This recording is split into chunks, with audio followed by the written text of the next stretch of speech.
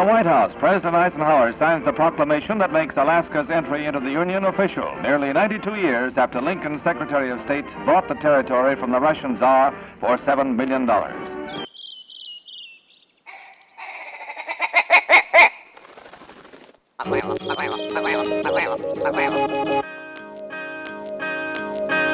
Alaska Wild Project podcast is brought to you by the following sponsors. Barney's Sports Chalet, supplying hunters with the best hand-selected gear since 1963. The exclusive home of frontier gear built for the rugged Alaskan terrain.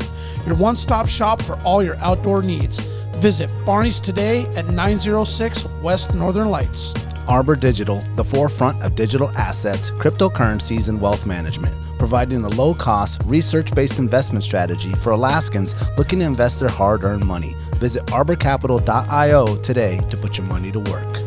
Tailored Restoration 24-hour emergency home services, helping Alaskans restore their dreams since 1972. Services include fire, water, mold, post-emergency cleaning, repair, and remodeling. Give them a call in Anchorage, Eagle River, Matsu, or Fairbanks. Hit them up at tailoredrestorationalaska.com. Total Truck and Alaska Overlander, Alaska's premier supplier for custom automotive accessories and overlanding products, providing all-inclusive rental vehicles and trailers custom outfitted to explore the Alaskan backcountry with a unique and convenient traveling experience. Serrano's Mexican Grill, 2 locations, one on Tudor, one on Northern Lights. The Northern Lights location has their new tequila bar. Check it out. Also see their daily specials at serranosmexicangrill.com. TheTreehouseAK.com, located at 341 Boniface Parkway, Alaska's own and grown cannabis and CBD store. Ask the bud tender what the strain of the day is to get your 10% off. The Treehouse, where the culture lives. The Connoisseur Lounge, Alaska's premier locally owned and operated cannabis retailer, located in the heart of Palmer, Alaska. Their cultivated products include Snowcap Romance, Aurora Haze, Super Glue, and much more. Find them at theconnoisseurlounge.net.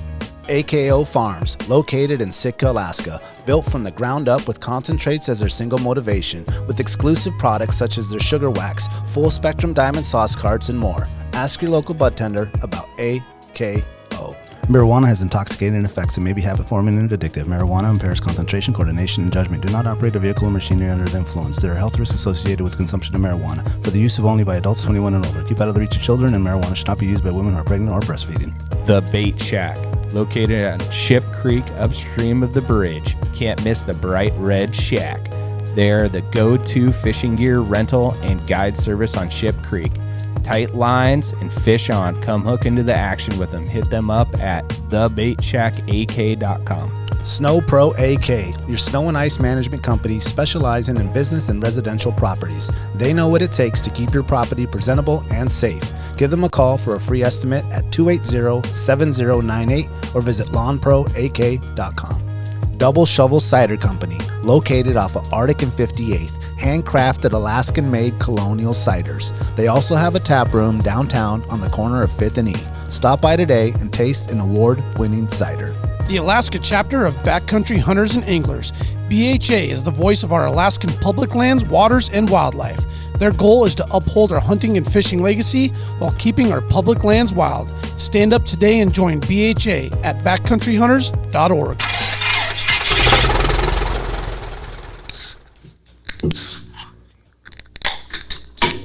Damn it. Come on, Gary, Gary, that's how you start a podcast. I just rolled straight into it. That's right. Just go. We were talking earlier about that draw tag for the muskox, right? Mm-hmm. And you said, hey, there's the caribou rolling through there at that time. Mm-hmm. And that might come in handy for you if you end up drawing that tag. I hope so. And there ain't any woolly mammoths walking around. And there's some caribou. You just crack one of those open, calls them right in. Well, after your story, apparently all I got to do is light a fire and start talking. It could happen. It could happen. God, man, that was spooky.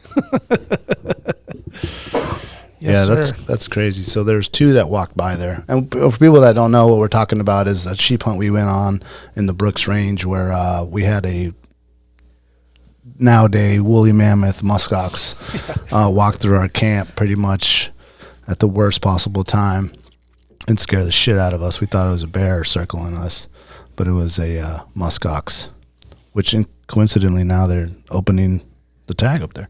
Yeah, go figure, man. Well, yeah, they're walking by. And that one's later. That one's like after moose hunting season, I think. I thought it was right at the beginning of September. You're right. We talked about this on another pod or in our spreadsheet meeting. Did we put in for that? But there's another one that Me and Chad did. You guys did. Okay. Yeah. Isn't there another one that opened up for the spring? Well, no. I thought there was a double. Curious. Yeah. Yeah. I put in for the one off the Dalton. Yeah. Yeah. Yeah, That's okay. the one. That's the one. So the spring would be the Dalton also? Don't quote me on that one. Okay. I'm going to look. I'm going to look. It's got to be. Where does it say? It's on the north side of the Brooks? Maybe can you pull No. it Yeah, up? yes, it is. It is, right? I'm gonna start Pull that up real quick. I want to look at that and just see.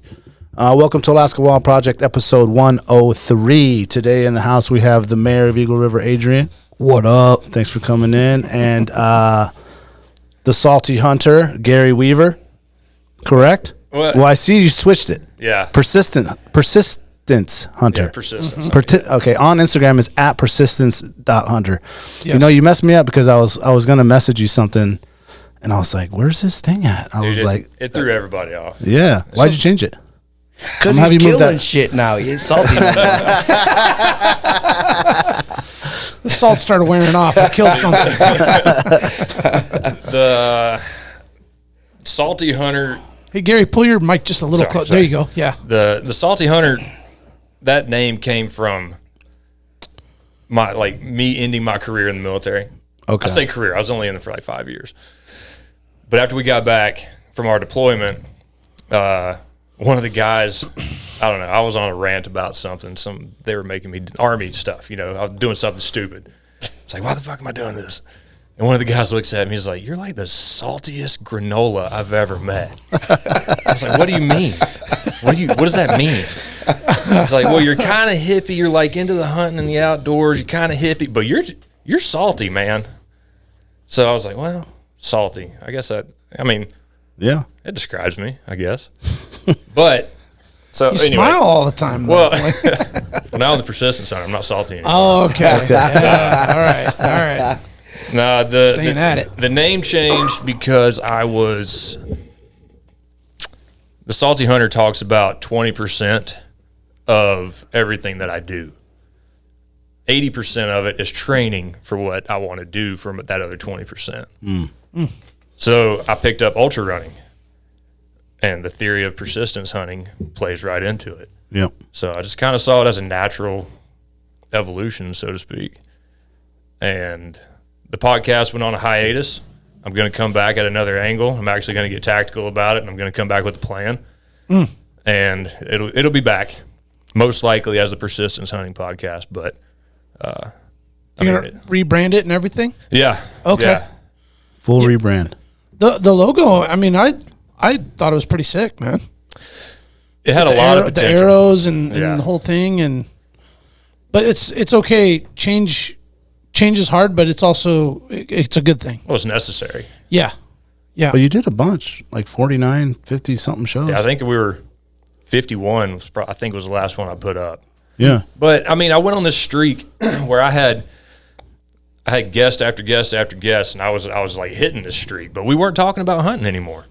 We were talking about fitness. We were talking about diet. We were talking about lifestyle. We were talking about everything else that leads to the hunt. Not that the hunt came secondary. The hunt is why I do what I do. But why not build a brand around the 80% and then celebrate the 20%? Gotcha. You know? Gotcha. Oh, that's totally perfect. Gotcha. Man. Yeah. Yeah. Yeah, it makes Because you're right. I mean, the hunt is just like the cherry on top compared to everything else that goes into it. for The sure. planning, the exercise, the training, the, logistics, everything. Right. And I keep telling myself, like, I'm gonna like let people see what I do on a daily basis. I mean, I draw my inspiration from guys like Greg McHale, from Cam Haynes, David Goggins, like all these dudes that do these ultra hard endurance events. And the 80% that people don't see, Yep. me waking up at 5 in the morning to go run miles before I go to work, or me on the treadmill at 9:30 at work, 9:30 at night before I go to bed, or I'm up at 4:30 or 5 after not sleeping all night, and I'm still getting in miles before I get off shift. Yeah. That's the 80% that I've come to want to rebrand things to focus on. Gotcha. But Gotcha. then, like I said, but everything is for the other 20%. Yeah. Yeah, I like it. dig the theory. And I feel like you can't enjoy the 20% as much without the work that you put in the 80% section. Because if your diet's good, your fitness, your body, your mind, your perspective is dialed, you enjoy the hunt more. Yeah. Yeah. It's a lot more fun when you're in shape and it still hurts and it still sucks. Sleeping on the ground sucks, wet feet sucks, 100-pound packs suck. Mm-hmm. But you're doing yourself a major service by prepping your mind, number one. Mm-hmm. That's pretty much 99% of Oh, it. for sure. And then physically getting yourself ready. It makes it easier to embrace the suck when it gets bad. So at least your ligaments are strong, your knees good, your back's good, your joints are good. Yeah. You have endurance. And putting on those miles, barring any catastrophic injury, little aches and pains aren't going to bother you. Nah, you can just persevere, right? Yeah. Persist. Persist. Yes. So what constitutes ultra? Anything over a marathon. Oh, okay. So marathon is 26.2 miles. Anything past that. So you is hit considered 0.3, you go ultra. Dude, you're an ultra All runner. right. Adrian? Yeah, So you go ultra, bud. this weekend. I'm gonna get right on that. Monday. Yeah. Monday. Sunday I don't know morning, if give it a shot. that's a tough one, man. That's a lot. Not so bad. What's not? 26. Anything over 26.2. Man, I stopped running when I got out the army. I live my life by you could be happy or you could be healthy. The two things don't intermix. All right, I can appreciate that. And that BLT wrap over there is, man, that joke is delicious. Thank you to everyone that came out to the Jamboree. As we're recording this, obviously it's this coming week, but when you guys are listening to this, that event always happened. Thank you for Dustin for all the hard work that he put in for that. And now coming up next, we have the Winter King Derby. Hopefully people got their stuff locked in for that. What other upcoming event is there? We have Sheep the show. Sheep Foundation banquets right around the corner. Congratulations to anyone that drew something as well. Yep, that's going to come out after the 17th. I think there's The Alaska Bowhunters banquet. When's that? Oh, when is that? That one's going to be. Oh, I should know this. We should look that up. there's a Fallen Outdoors banquet on First weekend of April? Saturday. First weekend of April? I believe so. The SCI is coming up too. That's the end of April, I want to say. Where's the... You going to the Wild Sheep Foundation banquet? I got to see if I'm working that day. Okay. Well, You let work, us on, you know. work on the weekends sometimes? Oh, yeah. Oh, you Okay. need a new It's kind of a job. revolving schedule. Yeah. Oh, so people that you're a recently new firefighter, Yeah. correct? Oh, congratulations. Yeah, man. Yeah. That's Right awesome. on, man. What station are you at? Station 1, downtown. Ooh, Wow. Yeah. Station busy. 1. Oh, My yeah. man, I got something for you. Oh, man. I got something for you. I carry these in my pocket. Don't say nothing on the radio.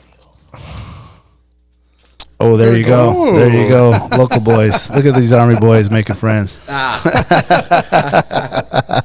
Well, our girl, Emily T, she's... what's the Huffman station? 9? She's 9, yeah. 9. But she was at one for a while. She was, and she talks about doing shift fill-ins and the difference in station location volume. Oh, yeah.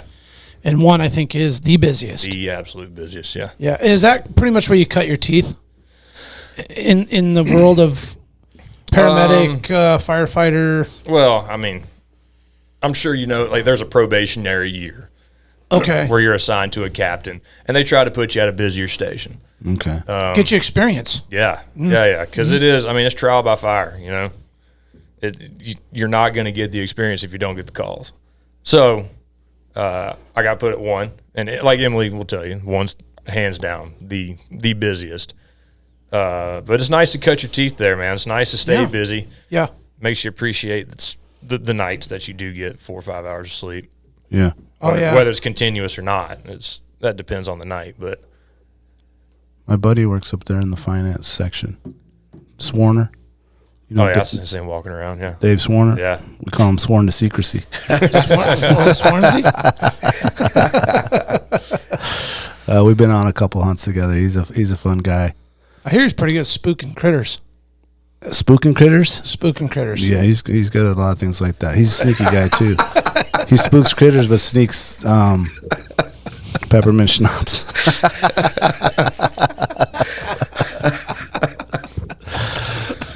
He's an Sneaky in a old guy different though, way, man. He's an man. older man. It's good that he still can get out there and do it. I don't think he's doing anything ultra-ish though, for sure. Well, He's in finance. I pulled up the Banquet here. I didn't, honestly, I'm kind of embarrassed to say I've never really heard of this. And it's the 45th annual. yeah, Oh, wow. But I just started, Wait, which you what is this? Alaska Bow Bowhunters Bowhunters? Association. yeah. I just recently picked up a compound bow that I actually had in my garage for like 3, 4, 5 years maybe. Finally got it tuned over at full curl and started shooting in the backyard, and I've since absolutely fallen in love with playing around with the bow and ready to get started. Wait till you jump down the trad route. It gets Yeah, and I'd like to try that. I'd like to try. In fact, we were talking earlier before we hit the mic about that the ugly side of hunting pod and your emotional debate with roller coaster. with that experience, and it certainly is something that I feel like I need to get a lot more experience with the comfort level of just releasing arrows, which I don't know, I probably shot 5,000 over the summer, but I'm not anywhere near ready. I don't even think I'm ready to try and kill anything yet. I still need to practice. Learning how to shoot a trad bow is the easy part. Being 12 yards from a black bear with nothing but a stick, a string, and another sharp stick. Yeah, because there's no sight, right? No. Kind of. Well, yeah. I could jump down that rabbit hole if you wanted to, but the hard part is not losing your shit whenever you're drawing back. The mental part. Yeah. And 14 yards is close. 12 yards is close, but there's still a lot of room for error, right? There's tons of variables and things that can go wrong. Well, why don't we get into that the ugly side thing? Oh, dive Because right you brought in. it up, I and for dig people it. that are looking to listen to that podcast, it is the Salty Hunter podcast. You can find it on Apple, on also saltyhunter.com. Yeah, it's still on saltyhunter.com. It's not on any platforms right now while we're working on the rebranding. Oh, okay. It's not, I thought I saw it today. It might still. It's on Apple Podcasts. Is it? Okay. Yeah. Yeah, I was listening Okay. to the cake one today, or the Oh, we got to get into that one the too. dry gear, no sagebrush dry Sagebrush, gear. Yeah. That dude's awesome. Anyway, Yeah, I really want to get him in here too. Are you gonna? So you're gonna take those down and full rego, or are you gonna put those back up well, somewhere? they might only be off of Spotify. The guy that renders all the audio, he's kind of in charge of that part. Okay, gotcha. I'm just the idiot behind the mic. Okay, gotcha. So it's still on Apple. Probably takes a while too to go through and delete it all. But if you want some raw emotion, that's exactly what that episode was. So And it was solo. Yeah. And you did such a phenomenal job. We haven't done anything individually on our podcast. Daniel and I have done some stuff, just the two of us, which we can feed off each other, laugh, tell stories, joke. You made it really sound easy doing one by yourself. And carrying your conversation to yourself wasn't. Well, I thought it was really well done, man. I appreciate that. I really do, because the hard part about doing your first solo episode is I mean, I can sit there and tell you like, oh yeah, I don't give a shit about people's opinions. But the fact of the matter is, when you put yourself out there like that, you're vulnerable. Yeah. And that vulnerability is what's scary. Yeah. So yeah, you're the perception of what people are going to say, what people are going to think. And I don't care what strangers think. Like, anybody can shoot me a message on Instagram and say, hey man, you suck. I don't care. I don't Hey, care. thanks for your comment. Yeah. But it matters a lot more when somebody that you know comes to you. Actually, a friend of mine, I would consider her a friend, but I haven't spoken to her since college. She hit me up saying, I listened to your episode. I thought it was great, but how do you continue to do this? Like, how mentally can you continue to hunt?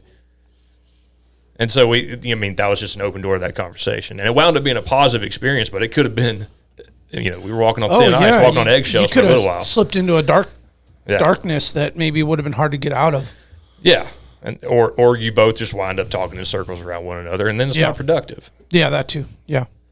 Do you feel comfortable sharing what we're talking about? Absolutely. Okay. So the episode is called The Ugly Side of Hunting. And quite frankly, it's something that needs to be talked about more. You can go on YouTube. There's 10,000, 20,000 videos of guys that are having successful hunts. There's probably 10,000 videos of just kill shots. Whatever you're into, that's what you're into. But what they don't talk about is kind of that 80%, right? They don't talk about the failures. They don't talk about the shots that they missed. They don't talk about the shots that wound. In particular, this episode was about me at a bear bait site. I'm not ashamed to say that I bait bears. That's not the issue. The issue is that I was using a trap bow that I felt confident in. I'd killed a bear the year prior with the trap bow. Now I'm coming in with these high expectations. Probably a little cocky. Definitely cocky. Yeah. And ego is strong. Yeah. Yeah, and this is a spot that we see dozens of bears. Dozens. Seeing a bear is not the hard part. But this one night in particular, I'll never forget it, man. In my mind's eye, I see it just like it happened yesterday. See it seared. Yeah. This bear came in on my right from the south side of the slope, worked his way in, and this bear locked eyes with me. Some guys will say, well, no, the bears don't know what they're seeing. They don't, they're not always looking. No, we were looking at each other. And he continued to come in, and then he kind of did a little spook move where he just bounded 2 steps away from me. And you're in a stand? I'm up in a stand. Yeah, I'm probably 15 feet up. Mm-hmm. And I estimate his range at 14 yards, give or take, maybe 1 or 2. I forget what I said in the episode, but about to that wall. Yeah. But also high angle shot. Sure. So your trajectory needs to change, your aim point needs to change, and that's what I didn't account for. So left to right, my shot was perfect, right where I needed it to be. Up and down, it just skinned, it just barely skimmed and nicked the skin on this bear. The top side or the bottom? Top. So I shot over the top of him. So when you're shooting high angle, you need to bring the point of that arrow down substantially. And almost like at its stomach. Yeah. No. Actually, if on that shot, what I should have done is split the difference between the stomach and the ground. Oh, really? Oh, wow. Even that close? Yes. And the opposite if you're shooting up, correct? Yeah. Now, high angle shots, now you're getting into FOC and the flight of the arrow path based on how much it weighs. So, God, you could mind fuck but in yourself general, so bad right now with that. Yeah. No, so you seriously start what do I, Yeah. But anyway, that bear ran off, and I heard him crashing behind me, running. Oh, so he looped around. Yep. He looped around to my right, and I heard him behind me, and I'm in this little. The brand's called Bigfoot, and the footprint that I'm on, it's not big. It's not like I can turn around and see where this bear is going. But anyway, the crashing stopped, and did you think you hit him good? I thought this bear had a lot of fur on him, not a single rub, really thick, dense fur. So right out of the den. Yeah, that's what it seemed like. But I was thinking okay, I know I hit him high, but I think it was high lung. You know, I think I double lunged him, but it was high. It'd probably take him a couple minutes. Well, if I remember, you found the arrow. It had blood on it. Yep. Exactly. It went through. You found it stuck in the ground. Yep. Yeah. And you know, I'm looking at the fletchings, and the full shaft is covered in blood, dark blood. Quick question. Yep. Hold your thought. Mechanical arrowhead or Fixed blade. fixed? Okay. Still trying to learn like what all that means and what's the most effective. I guess I'm not sure what my preference is yet, but It's funny you say that because I was going to say shooter's preference. okay. Yeah. Okay. Yeah. Continue. I had to ask that. So you hear him in the back crashing. Yep. But then it stops. So I'm thinking, okay, maybe he's down. Mm-hmm. I got a 10 mil with me, so I throw the 10 mil on and climb down the tree stand. And I probably gave it 20 minutes. Yeah, I'd say 20 minutes. Again, I'm trying to recall what I said in the episode. But climb down, and I leave my bow at the base of the tree, and I'm starting to track this bear. I see the arrow shaft covered in blood, and then I know the direction that he took, and I can see broken sticks. I'm tracking this guy not off of blood. I'm tracking him by disturbances in the moss. I can see footprints. I can see. They dig hard when they're running. Oh yeah, and he was not a giant black bear, but I mean he was a good sized bear. So, and I can see him like digging up the moss as he's running, and then he makes it to this spot on the ridge, and everything's totally wooded. By the way, whenever I say a ridge, we're not in an alpine ridge. No, this is like a Sitka forest, Sitka spruce forest. So Thick timber. yeah, and we get to this point where it's just a maze of bear trails, and I don't have blood. Oh, So now, like, I've got 14 different piles of bear shit. I've got bear prints everywhere. I have no clue where this bear is. So I decided, all right, I'm going to back out. And I'm going to call somebody to bring their dog. Good idea. Yeah, and that's what wound up happening.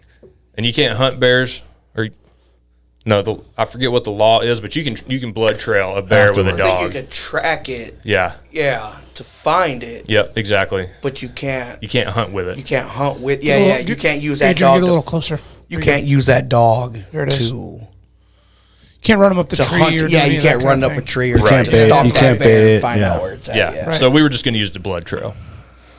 So anyway, and that's the guy Mike Harris I was telling you about. He also is big into training hunting dogs. Oh, cool. So I called him up, told him the scenario, and he's like, "Okay, well, I don't know if I can make it, but I got a guy that might." Anyway, hung up the phone. As I'm walking back to the stand, there's a bear on the ground, same level as me, about 22 yards away. My bow is at the base of the tree, about 14 yards to my left. He's at the bait. He's coming into the bait. So I'm walking back from the maze that I just lost his first bear at. Jeez. Another bear is now staring at me, and my bow is at the base of the tree. You got your 10 on you. I got my 10 on me, yeah. So I'm not, and the bear wasn't exhibiting any aggressive behavior. He was just looking at me. And then the bear just turned around and walked away.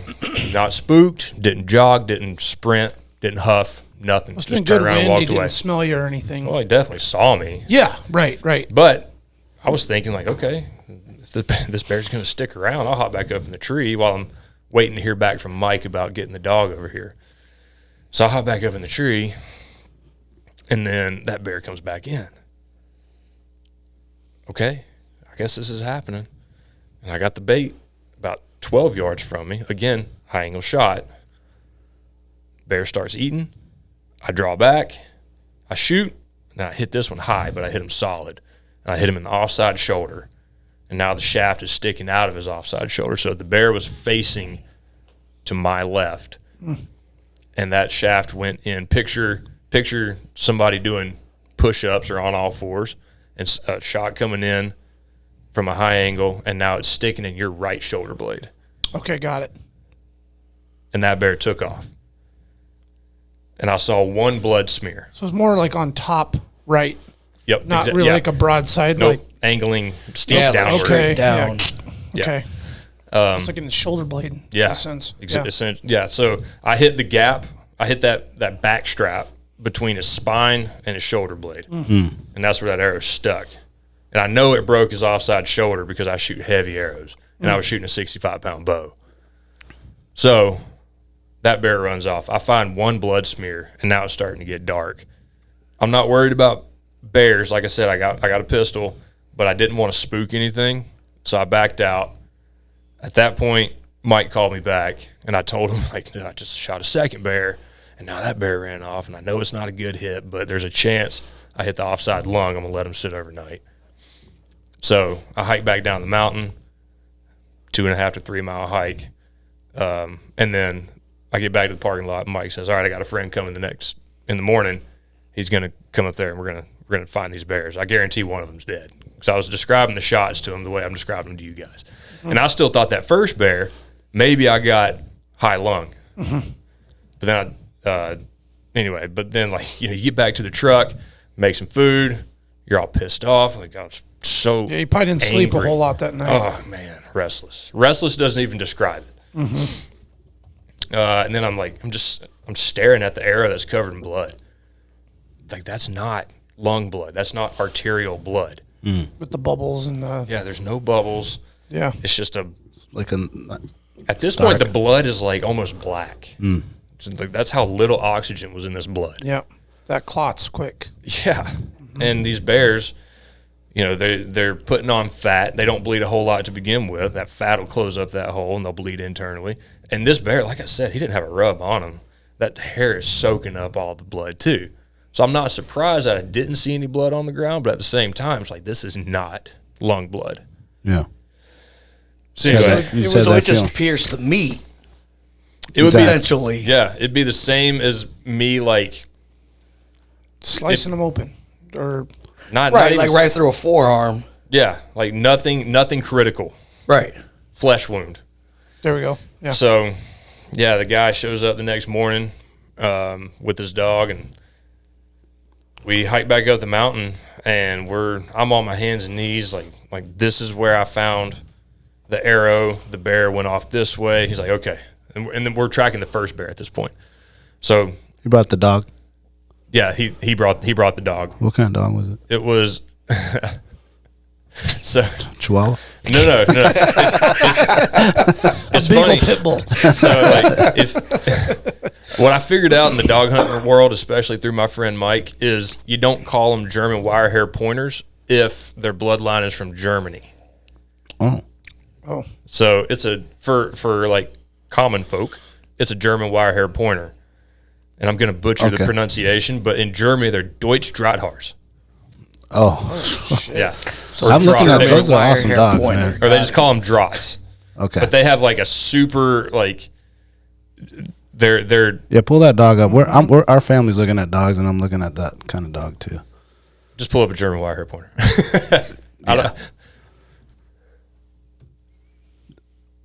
Okay. Yeah, very Scruffy. athletic. Yeah. Real energetic. Yes, you have Yeah. to get them dogs out. Yeah. Yep. Yeah. So Coworker has one. Now, of these. before you continue, hold on. For people we have a lot of listeners all over the world, California, where there's not a lot of hunting going on, Florida, South America. You, in all legality, were able to try to go for a second bear. yes, Okay. Just so that You- people know you have that. 5 The quota black up bear- here in Alaska for spring black bear is Over the counter black bear tag, you get 5. yep. And the unit that I was in, you get 3. It doesn't Okay. matter. You can Okay. shoot 3 of them in a day. Yep. But your limit's 3. yep. Kind of like deer tags in Prince William Sound. Yep. Yeah. And Yeah. for full disclosure, I notched both of those tags. Yeah. No, that's good. I was going to ask that question at the Yes. end, and I knew the answer already, but Well, just for clarification, because 'Cause that's people hear just- that and they're like, "Well, why would you try to shoot Right, another right, one?" right. But up here, there's such abundance of black bears in those areas that's why that quota is there. Same as deer, and same as deer in other states where you can get And 5 a day. clarify law, you have to punch a tag even if you injure one and do not recover it. Yep. Yep. So- So once the recovery effort was done, spoiler alert, I didn't find either of them. But once the recovery effort was done, I notched both of those tags Yeah. for full disclosure. Yeah. And also, for full disclosure, I eat bear meat. It's not like I'm killing these bears, grabbing the hide, and leaving. I eat them. I think bear meat is so good. That black bear meat's amazing. Yeah. Yeah. Ooh, Just good. come to the meat party. You're going to find out. Oh, hell. Yeah, we got to invite you to this. Well, we'll talk Come about it after the show. Here come the comments. We got a big. Eating that bear meat. For all you haters out there, we eating them. That's normally people that never tried it. Gonna get everybody sick. You can't knock it till you try it. Funny story. So friends of mine went down to Colorado to hang out with some of their friends. Like, they're from Colorado. And they said, would you be okay with giving us a couple of pounds of meat? Like, our friends have never tried it. They've never had moose, caribou, bear, like all the stuff that we eat up here that I haven't had an abundance of at the time. I was like, dude, try the moose, try the caribou, here's some bear, try the deer. Number one favorite meat, black bear. And I told them, like, make them do a blind taste test. Don't tell them what this is, because I knew my friends liked the black bear. They loved it. Blind taste test. Tell them to rank them, and there was 3 of their friends that they served it to. Black bear is number 1, like, unanimously. Wow. Gotta love it. Yeah. So how long? Sorry, go ahead, Brandon. Oh no, I wanted to. Were you? I was going to circle back on the. I'm circling back to the story. I was curious. Oh, okay, go ahead. Yeah. Because I mean, we've been in situations like that, and anyone that's been hunting is going to be in a situation like that where you injure an animal, it runs off. You're going to do your due diligence to find it, and it's always a fine line of how long do you search for? How long do you go for? I mean, I remember vividly. One of my first hunting experiences with my dad was one of those where he shot this caribou and blew its freaking leg off. And we spent the whole day and night looking for this thing and went back the next day, and there was no way we were going to find this thing. Almost got lost. The whole But it's thing, like, right? what is that line? So curious how long you decided your line was to, like, stop the search. Yeah.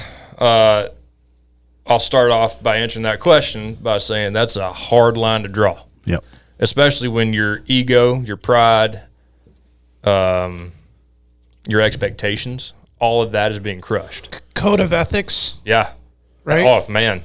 Like I said, like that restless night, I did not sleep that night. If you're a hardcore bear hunter, your code of ethics cranks up. Yeah. It really does. So, In my opinion. my due diligence for the first bear stopped when the dog stopped picking up scent. So that dog actually found another blood smear, and it was at a spot with the fading light. I was not going to see it. I just wasn't going to. So the dog got us on that blood smear like super quick, and I was like, "Oh shit, there we go! All right, we got blood." Yeah. It's dark blood, but I'm Probably kind of expecting it to be dark blood because it sat overnight, you know, and that oxygen doesn't live in the blood all night. So it's a decent smear, and it was on a soft spruce branch. So it's like, okay, well, there had to be a decent amount of blood there for it to just wipe on this spruce branch, you know, and kind of coat it. So I'm thinking like, okay, maybe this bear's bleeding better than what I thought. And then the dog pretty much got to where I got, where like the maze of trails from all the bears coming in and out, and the dog just lost it. It's too much going on there. Yeah, but then you start, so like talking about when do I call it, given the evidence from the arrow shaft 20 minutes after I shot the bear, plus the fact that this bear was full sprint away from me for as long as I could hear it. Hundreds of yards away. Probably. Yeah. I mean, who And knows? pulling, like going. Yeah, and so who knows? So I called it on that bear. And real quick, if I know bears, which I don't know them well, but hearing other personal stories of lost kills and experiencing a couple for myself, they'll go up if they're not injured enough. It's funny you say that. The second bear, we're tracking this thing, and we find a good pile of blood, like coagulated, like this bear bedded down for a bit on the second bear. Like This is one that ran off with the shaft sticking out. Yeah, exactly. So I was also expecting to find my arrow shaft. I got like a bright pink wrap, and I think I was shooting lime green fletchings. Okay. So I'm expecting to see an arrow shaft at some point. That broke off or something, maybe. Yeah. Or maybe the broadhead worked its way out. I'm expecting to find it at some point. And so we found that smear, or that coagulated blood pile, and then a smear, and then a drop, and then a drop, and then a drop.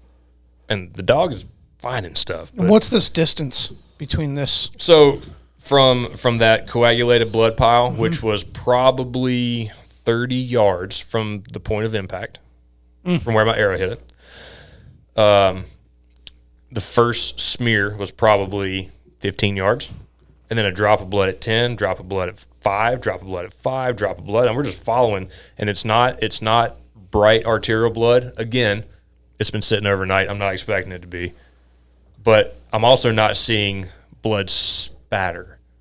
I'm just seeing a drop. It's like not just a bleeding drop. profusely. Yep, I'm just seeing a drop. It's clotting. Yep, but I'm still seeing blood, so we're gonna go as far as I can. Push. Yep.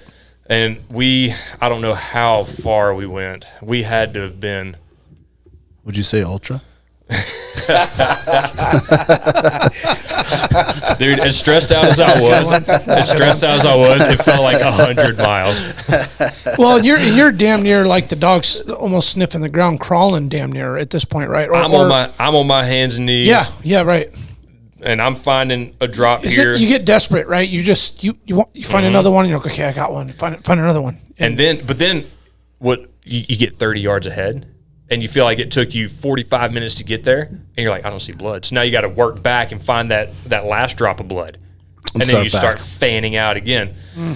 So it's a rabbit hole, man. Yeah, and I was tracking on my phone how far we were going, and we went about a half mile, which is it's not a long distance as the crow flies, but when you're on your hands and knees looking for little specks of blood, and the dog is picking up stuff like every 20, 25, maybe 50 yards, and you're like, I mean, that's a long way. It takes forever. Yeah. And I did my due diligence, and I called that search, because at the half mile to 3/4 mile mark, this bear started to go straight up the mountain. Yeah. Mortally wounded animals don't go uphill. Not like that. Yeah. No. Right. So that brings it up. So then his shoulder probably wasn't blown out if he's still able to climb that fucking high and that quick. I mean, he probably had a deep puncture wound. I don't want to. You know what I mean? I don't want to deal in absolutes, but right. No, I get that, because they're tough. Like those animals are. Well, and that's the thing about especially bears. Bears are too. good. They will hide and suck up that pain, and They will do that. Yeah, you'll think that's just a normal bear, and it's in the worst pain of its life. But it'll be just hauling ass up that mountain, dude. Yeah, the will to live. Right. Is extremely high. Well, and they go through some pretty gnarly shit in their rut, which is in the spring, in fights and stuff where they get bit and scratched, and younger bears get torn up, and they know pain.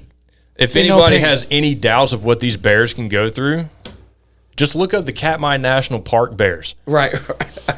Seriously, like over at Brooks Falls, and I've seen this firsthand whenever I was out there.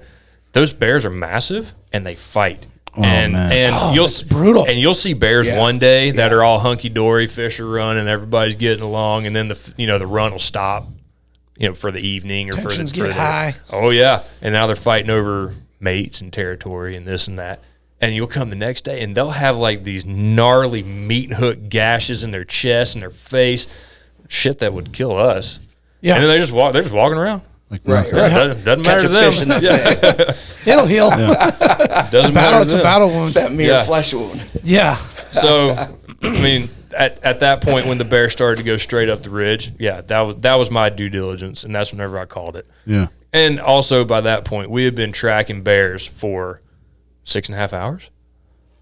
Yeah, in bear country. Yeah, in bear country. Oh, sure. So on my hands and knees. Right. I might have got a couple hours of sleep the night before. Yeah. I'm not in my right mind. I'm stressed out. I'm pissed off. Emotional. Yeah. And in that podcast, in that episode, I talk about me and that guy walking down the mountain. And I'm trying to carry on a cordial, happy, joyful conversation with him because he's a nice guy. He's a fantastic guy. I mean, he drove from Anchorage down to my bear site, which is not close, not far, but it's not close. Yeah, yeah. Took time out Took out of his, yeah. Oh, man, yeah. And Gotta appreciate that. Yeah, and he was happy. He said, I'm happy to get my dog some training because he moved here from the East Coast. And he's like, well, she's a great dog. She's only attracted a couple of bears, but she knows exactly what to look for. You know what, man? I'm just glad you're here. Yeah, I mean, this is better than just me doing it. Yeah, exactly. So I'm super appreciative of him being there. But carrying on that conversation, walking down the mountain was not easy. Yeah. And I recorded that episode. I've probably been stewing and chewing on those emotions. I think it was August when you recorded. Yeah. So think about that. A few months. Yeah. I play the image in my head, but I couldn't tell you what date it was. I think it was first week of June, maybe. Sounds about right. So you're real active there after Memorial Weekend. Yeah, yeah. So I've been chewing on those emotions for 6 weeks or so. You know, reliving it, rehashing it, talking to yourself about it. Yeah. So the premise of the episode is the ugly side, and the ugly side is you second guessing your choices, you second guessing why you do this. But I think that's a natural part of the game. You know what I mean? I agree that it should be. It's that comes with the territory of hunting. It does. I mean, just like that question you proposed earlier as to when do you quit. Mm-hmm. And I don't think there's a true, and I've actually been sitting here thinking about it because it's actually a pretty good question. Mm-hmm. There's no right or wrong answer. No. But it's up to that individual. Yep. And it's a matter of when do you, ethically and morally, when do you feel that you've done enough to say I've tried everything I can as a hunter to find this animal that I've injured, whether it's mortally or not. Yeah. So I'm not leaving a wasted animal out there, right. Or if it's injured, like now the bear can't fend for itself. Right. Yeah. I can go ahead and finish what we were doing. Right. So I think like you were saying, the ugly side of hunting, I mean, that's part of hunting that a lot of people don't understand. Right. You see what you see on YouTube, like you said, of the kill shot and the high fives and everything else. People don't videotape, or they don't record it, or they don't post it on YouTube. Yeah. Oh, it happens, but they The don't show ugly it. side, right. Yeah. Everybody that goes out to hunt does not come back with something. Mm-hmm. And anyone that goes over years and years, this same exact story is going to happen to you. Yeah. At some point. At some point in time, Right. either to you or to your partner, whoever you're going with, it's going to happen to you. And then you'll be the person deciding Right. how long it is for you. So Right. the situation sucks. Like there's no way around it. I awful hope feeling. nobody has to go through it. Like I truly hope that, but that's not realistic. At some point, you're going to wound something, and it's going to get away from you, Yeah. and it's going to make you rethink everything that you're doing. And like I said, Yeah, I because hope it takes the fun out of it, man. it does. Hunting should be fun. It's supposed to be in your mind. Yeah, Yeah. that sucked. Yeah, and then you're like, wait a minute, what Why am I doing Yeah, here? why do I do this? Yeah. You almost think about hanging it up, right? I was just thinking Crosses that. your mind, you know? You think about you shoot that whitetail, and you know whitetail, they're gone. Yeah. Mm-hmm. Boing, They- boing, boing, boing, boing. Yep. And unless there's a blood trail, the odds of finding those are slim to none. Right. And then if you can't find it, you're sitting there thinking like, why the fuck am I doing this? Yeah. Mm-hmm. Like I just shot that thing, and I don't know where it's at. Yeah. It's either injured or it's dead. But irregardless, I'm not harvesting that meat. Yeah. Yeah. Correct. I'm not going home with that. right? Yeah. And that's that part I could be okay with. Like for example, if I shot the bear, I wound up finding it, but another bear was eating it, you know. or chewed on it or something. Yeah, that's a totally. I'm yeah. okay with that. Nature is gonna happen. It Right. sucks that that's how it happened, but nature's gonna happen. But what really sucks is whenever I cannot say definitively that I was the one that was coming home with it. Right. And I can't definitively say that this bear was ethically and morally taken out of the population. Right.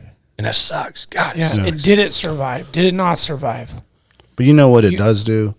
It makes you try harder on that other 80%.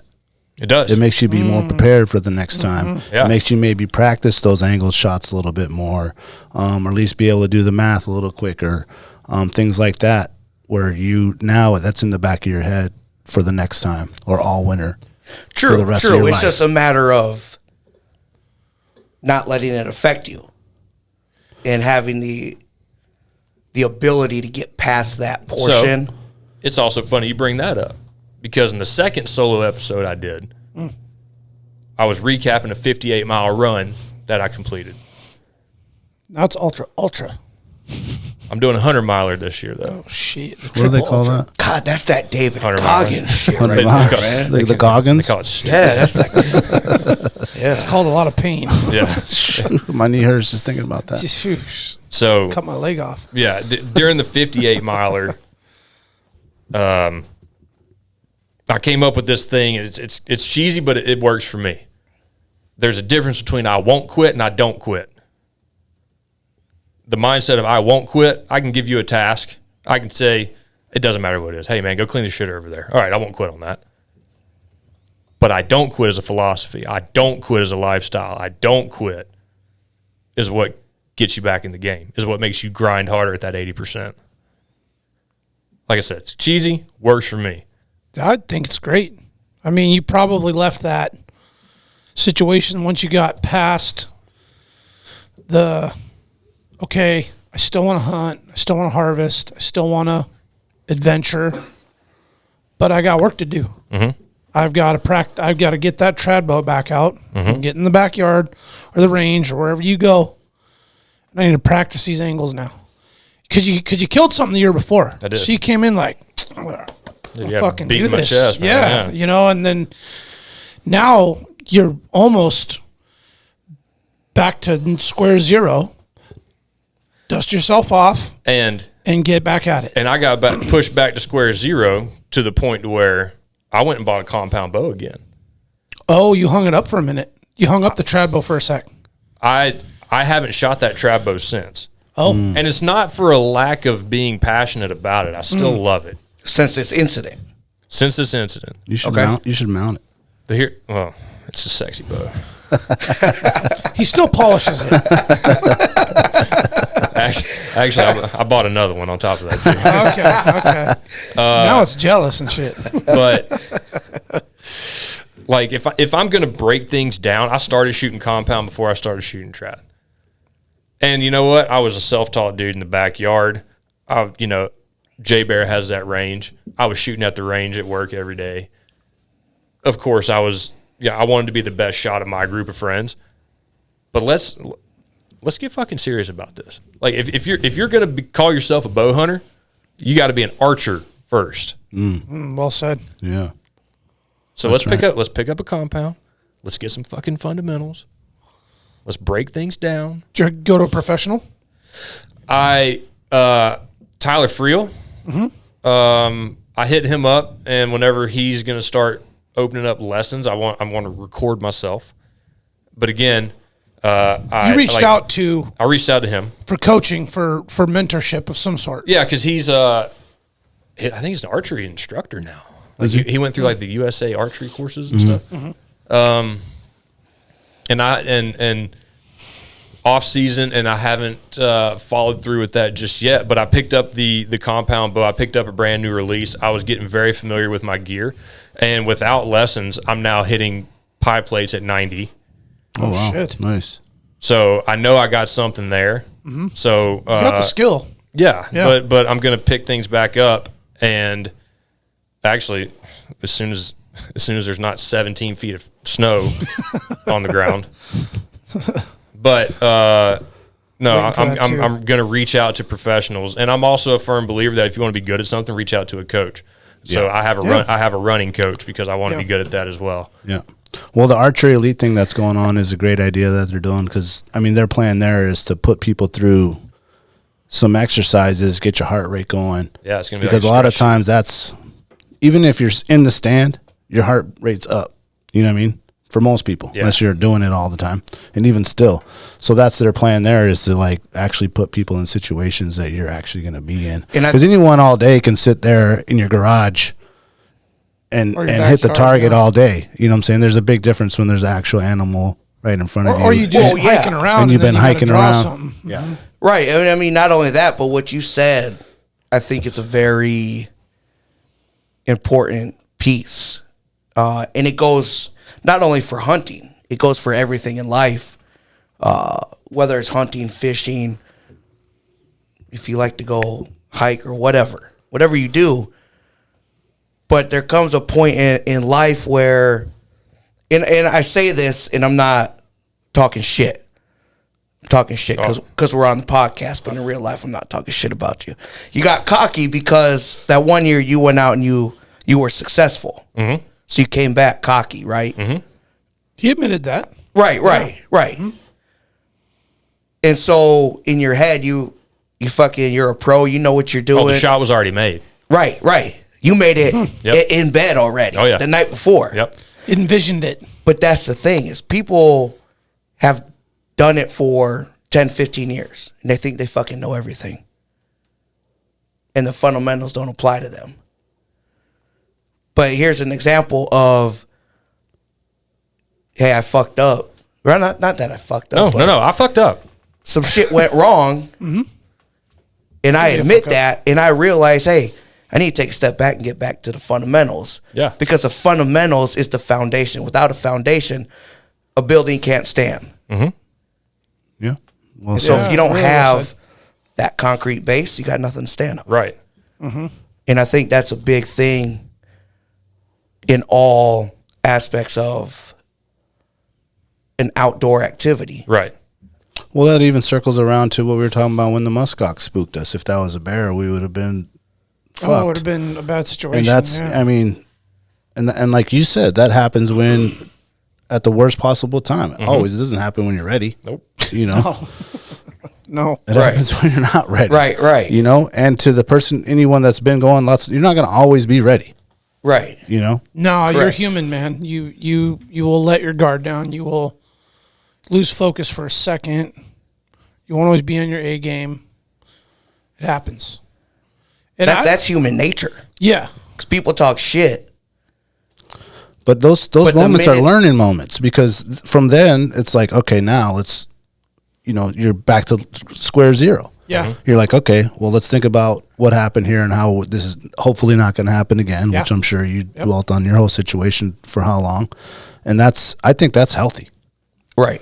I mean, sure, it's a bad situation that, could have been worse, you know what I'm saying, or could have been better, but you're going to learn from that, and that's what's important. Right. And that's the most important part of the end result, the outcome, is that you got out of your dark spot. You stopped feeling sorry for yourself. Put all the pity party, all that shit, and you're ready to get back off the sideline, get in the game, and get back at it. And I appreciate you sharing it. And Yeah. I listened to it, man, and it resonated deep with me because I had in 21, I went out to the Sound and got into some black bears all in one night. I shot one, made a bad shot, tracked it for hours, put myself in a horrendously shitty situation, put myself at risk, not at the bear attacking me or anything like that, just in the physically where it went and where I tracked him and getting back out of where I got myself into. I lost focus and sight of my well-being because I was so ultra focused on finding this animal and doing my due diligence. And I pushed it past the line. I should have pulled out way, way, way before. But I was not going to not find this thing. Just several hours later, after I got myself out of that pickle, cold, wet, miserable, hurt, mentally distraught, to go find a black bear with my 12-year-old daughter, her put a shot on it and lost that bear. And it was 2 bears, one night, one day. And I I pretty much felt like I wanted to quit. I felt like I needed to just rethink what I was doing. Daniel, I remember texting him, and he has his own feelings on bear hunting. He's not really into it, even though I know he's down to harvest a black bear, but his views and his feelings on, you know, he's down to kill a black bear because he can harvest meat, but he doesn't want to kill a brown bear because he's probably not going to eat it. So he's not. So he was like, well, what do you think, man? He's like, is it time to rethink everything? And at first I'm like, yeah, it is. And then I talked to, coincidentally, Jack Law, our partner, his dad. I ran into him at the boat launch in Whittier. And he's an old, tenured hunter. And he launched his boat, and I met him at the parking lot, and I gave him a ride back down to the launch, which he had like never gotten a ride ever in all the years he's ever done that. So I met him, you know, hey, John, and met him and told him my story, and he's like, don't worry about it. There's plenty of fucking bears out there. Shit happens. They're resilient. They're still alive. Get after it. And it was almost like he slapped me in the face, like pop, pop, pop, pop, pop. You know, get at it. You know, get over yourself. And it was just like, oh shit, man. Okay. I got to get out of my feels, you know. True, but at the time, oh man, right? Because and it made it worse because you have your daughter with you. Oh man, and she was kind of. She shook it off. She felt bad. But I felt like the example I was setting and the learning process and the teaching her, the lesson was just like, it was bad in the moment, but big picture, long term, it was a good thing that she got to experience. She walked away with wisdom. Oh, yeah. How good for her to experience that quite early. Oh, man. Yeah, exactly. And it taught me a lesson that I'll never, ever forget. Because what I was going to say to you was, you can kill 50 bears from here on out. You might forget some details and some things about the details of that. You'll I'll never forget that. Nope. You'll remember it. It's seared in your mind. I have this humbling ability now.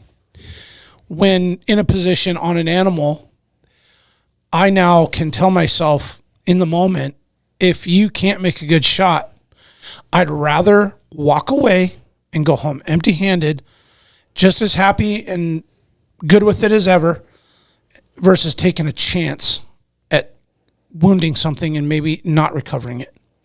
It's just easier to not pull the trigger. Make the choice. It's like you either are pretty fucking sure, almost confident, positive you're going to make a good kill on this thing. And if you're not, just later that year, I had a shot at a moose. Mm-hmm. And it was not a good shot.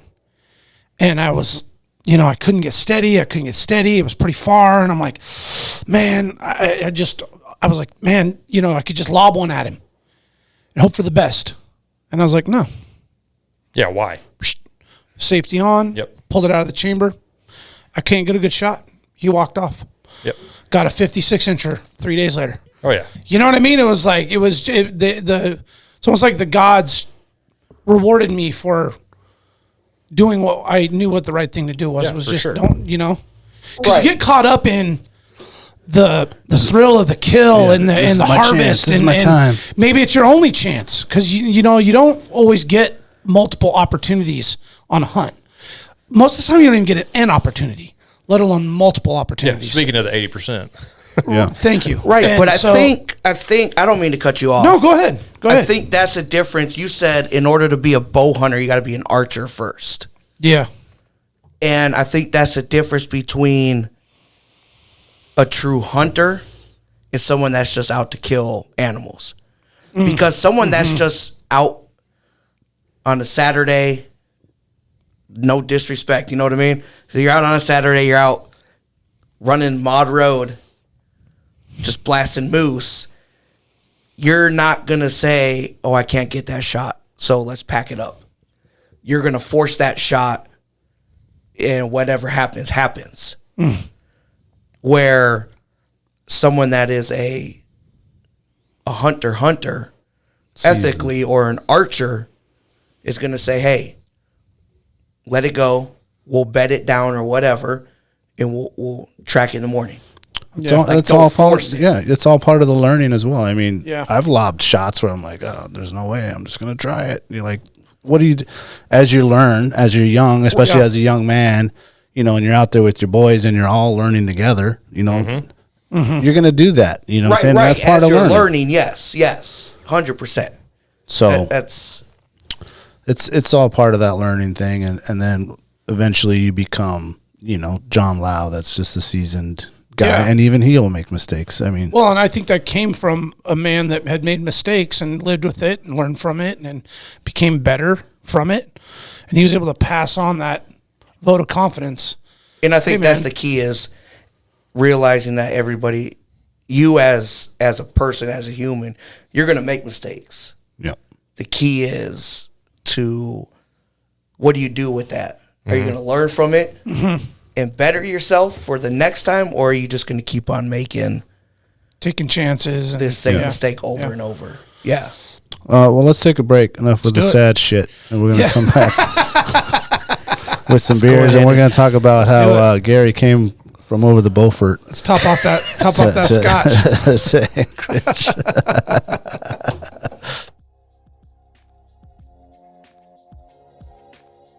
Barney Sports Chalet, supplying hunters with the best hand-selected gear since 1963. Barney specializes in supplying hunters with the absolute best Alaskan-proven gear on the market for some of nature's most rugged and demanding terrain. Whether you're headed to the remote volcanic islands of the Alaska Peninsula in search of a brown bear, or the shale-infested glacial valleys of the Brooks Range for Dall sheep, it is critical you choose the right gear for your dream hunt. Don't miss Barney's exclusive brand, Frontier Gear of Alaska, tested from the high mountains of Tajikistan to the extreme conditions of Alaska. These products were designed for high performance and durability. Frontier Gear was derived from decades of experience hunting big game in Alaska. Paired with other top brands, it provides you the absolute best gear selection anywhere in the world. Stop in at Barney's Sports Chalet in Anchorage on Northern Lights, or check out their custom website and reference tool at barneysports.com. The Alaska chapter of Backcountry Hunters and Anglers. BHA is the voice of our Alaska public lands, waters, and wildlife. From national level policy work to engagement with boots on the ground projects from Kotzebue to Ketchikan, BHA performs public land cleanups, hunting and fishing clinics, and community education to help take your game to the next level. BHA's community-minded goal is to uphold our hunting and fishing legacy while keeping wildlands wild and fostering the next generation of sportsmen and women for years to come. Make sure to follow BHA Alaska for upcoming events, local brewery pint nights, and more. Stand up for Alaska public lands and waters by supporting the Alaska chapter of Backcountry Hunters and Anglers. Join us today at backcountryhunters.org.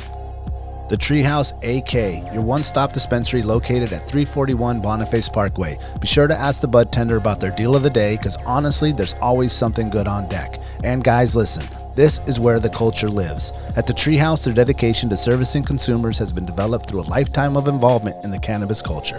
They're committed to providing the highest quality products at whatever value your budget affords, while always maintaining the deep-rooted principles that have carried them this far. Their focus is on relationships over transactions, and you can always depend on them to treat you with the respect you deserve. Hit them up at thetreehouseak.com, and remember, you must be 21 years of age to enter their store. Total Truck and Alaska Overlander, Alaska's premier supplier for custom automotive accessories and overlanding products, providing all-inclusive rental vehicles and trailers custom outfitted to explore the Alaskan backcountry with a unique and convenient traveling experience. At Total Truck, you can find brands such as ARE, RSI Smart Caps, Goose Gear, iCamper, Front Runner, Rigid Lights, Rhino Linings bed liners, and everything you need to outfit your truck or SUV. Alaska Overlander provides 4x4 vehicles and expedition trailers custom modified for Alaskan adventures and outfitted with rooftop tents, fridges, and all the camping and cooking gear you need to start exploring. Visit them at alaskaoverlander.com.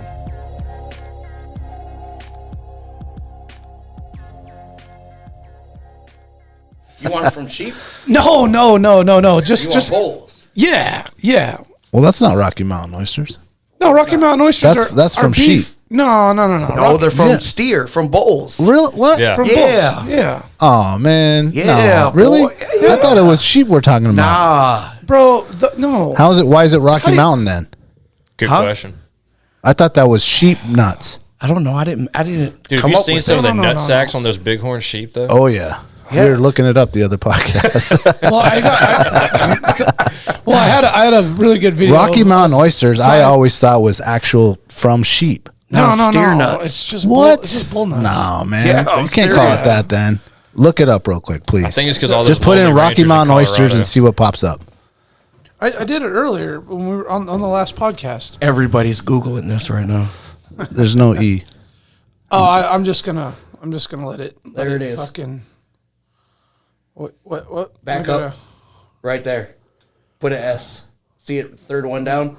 Rocky Mountain oysters food. Okay, yeah. Oh, right here. Yeah. Oh, yeah. Here we go. We'll go to images. No, go back. It says the Look at that description. big. Ain't no sheep. No, nut go right back. there. Go back ahead of the description. Press back. Okay. Mountain oysters or meatballs, also known as prairie oysters in Canada, is a dish made of bull testicles. There it is. Man, let's do some Alaska shit. How many Let's you get want? some shit. Well, you This ain't guy getting said 3 you- dozen. Well, I said 3 dozen because I knew they were going to be steer nuts, and you could probably like order those. Yeah, I can get those. Yeah, and I thought for our game party, even though that's not like game, but it's exotic. I don't know if that's the right word. And we don't tell people.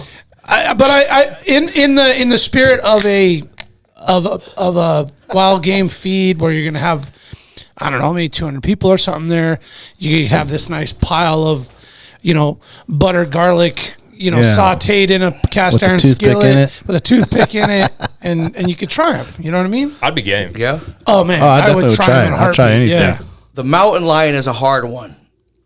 My bet. guy doesn't have a mountain lion with him, or Yeah. doesn't have any available. Bobcat's a different story. Oh, I'd be game for that too. Hell yeah, Bobcat. any wild cat meat, Bobcat. What else I said? iguana, Oh, man, you Bobcats, sent iguanas, gator. armadillos, armadillos, Yep. nutrias. nutrias. Yeah. You sent a whole list. You sent a Yeah. whole Dude, list. they carry leprosy. Come on. They carry leprosy? Yeah. Oh, they do. Yeah. Yeah. Man. Wild armadillos. Can you cook carry it out? leprosy. I assume so. You can cook salmonella off of Yeah, turtles. I had a lot yeah, of yeah. turtles growing up as a kid. So Oh, really? Camel. We can get camel. Oh, you did bring up turtles too. How about We can get turtles. How about frog legs? We can get frog legs. you're I never- you're not missing anything. It tastes Oh. like it literally tastes like chicken. Okay. Neil guy. Let me look that shit up. Pull that it up. Pull it up Neil- real quick. I Neil will. I think guy. it's NILGAI. I think they're from India. Yeah. But they got them. Yeah, They got them are. running wild out there in Texas. There it is. Oh, is there another name for that? I don't know, man, but they got them in Texas. We were talking about this earlier. The homie that has the restaurant in Texas, Steve Renella's guy, he serves at his restaurant. Yeah. And they harvested a bunch of this. I mean, it looks. It's like what the size of an elk? I mean, I think so. Looks- Yeah, yeah, looks maybe a like little smaller than an elk, but I mean, it looks like about an 800-pound animal, maybe 700 big. pounds. Yeah, big critter. Little horns, big body. Usually eat good. those episodes of Meat Eater where they're hunting them, like, wasn't it Steve that put a heart shot on that one? It still ran for like, Oh yeah, they're God full, knows how long? full of piss and vinegar. Yeah. Man. Yeah, yeah. He called it more of a harvest than a hunt. yeah, well, Yeah. it's know? Texas. Yeah, What do you exactly. want? Yeah, we can get that. Swear to God. They don't call him Is the this on mayor the- for nothing, Gary. Swear to Okay, God. order it up. We need some backstrap of that. Nil guy, bobcat, gator. Yeah, yeah. Yeah. He's got it right there. He's like, let me make a cart. Put the nil guy in the cart. It's not what you know, it's who you know.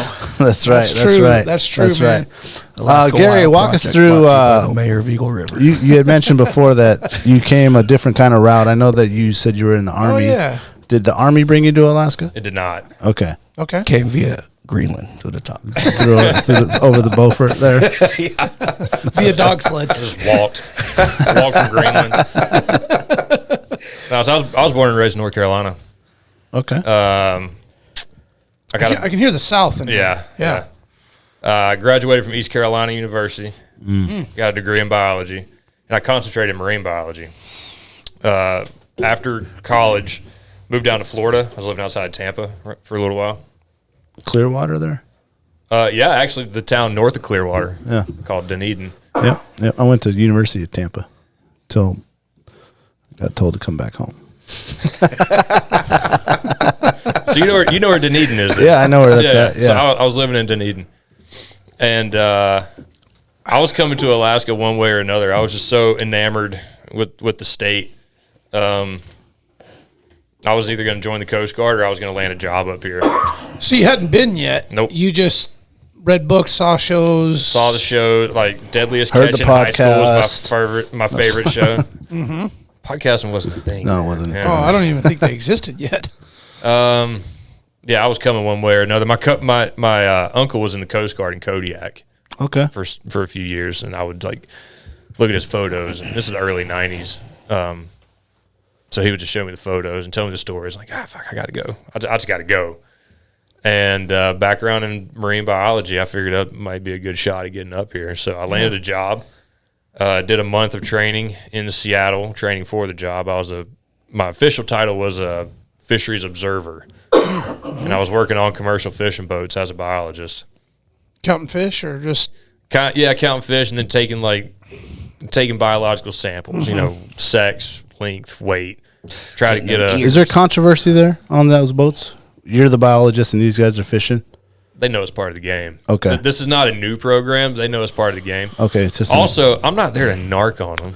okay. Well, that's what I was leading to. Like, do they feel that way? No.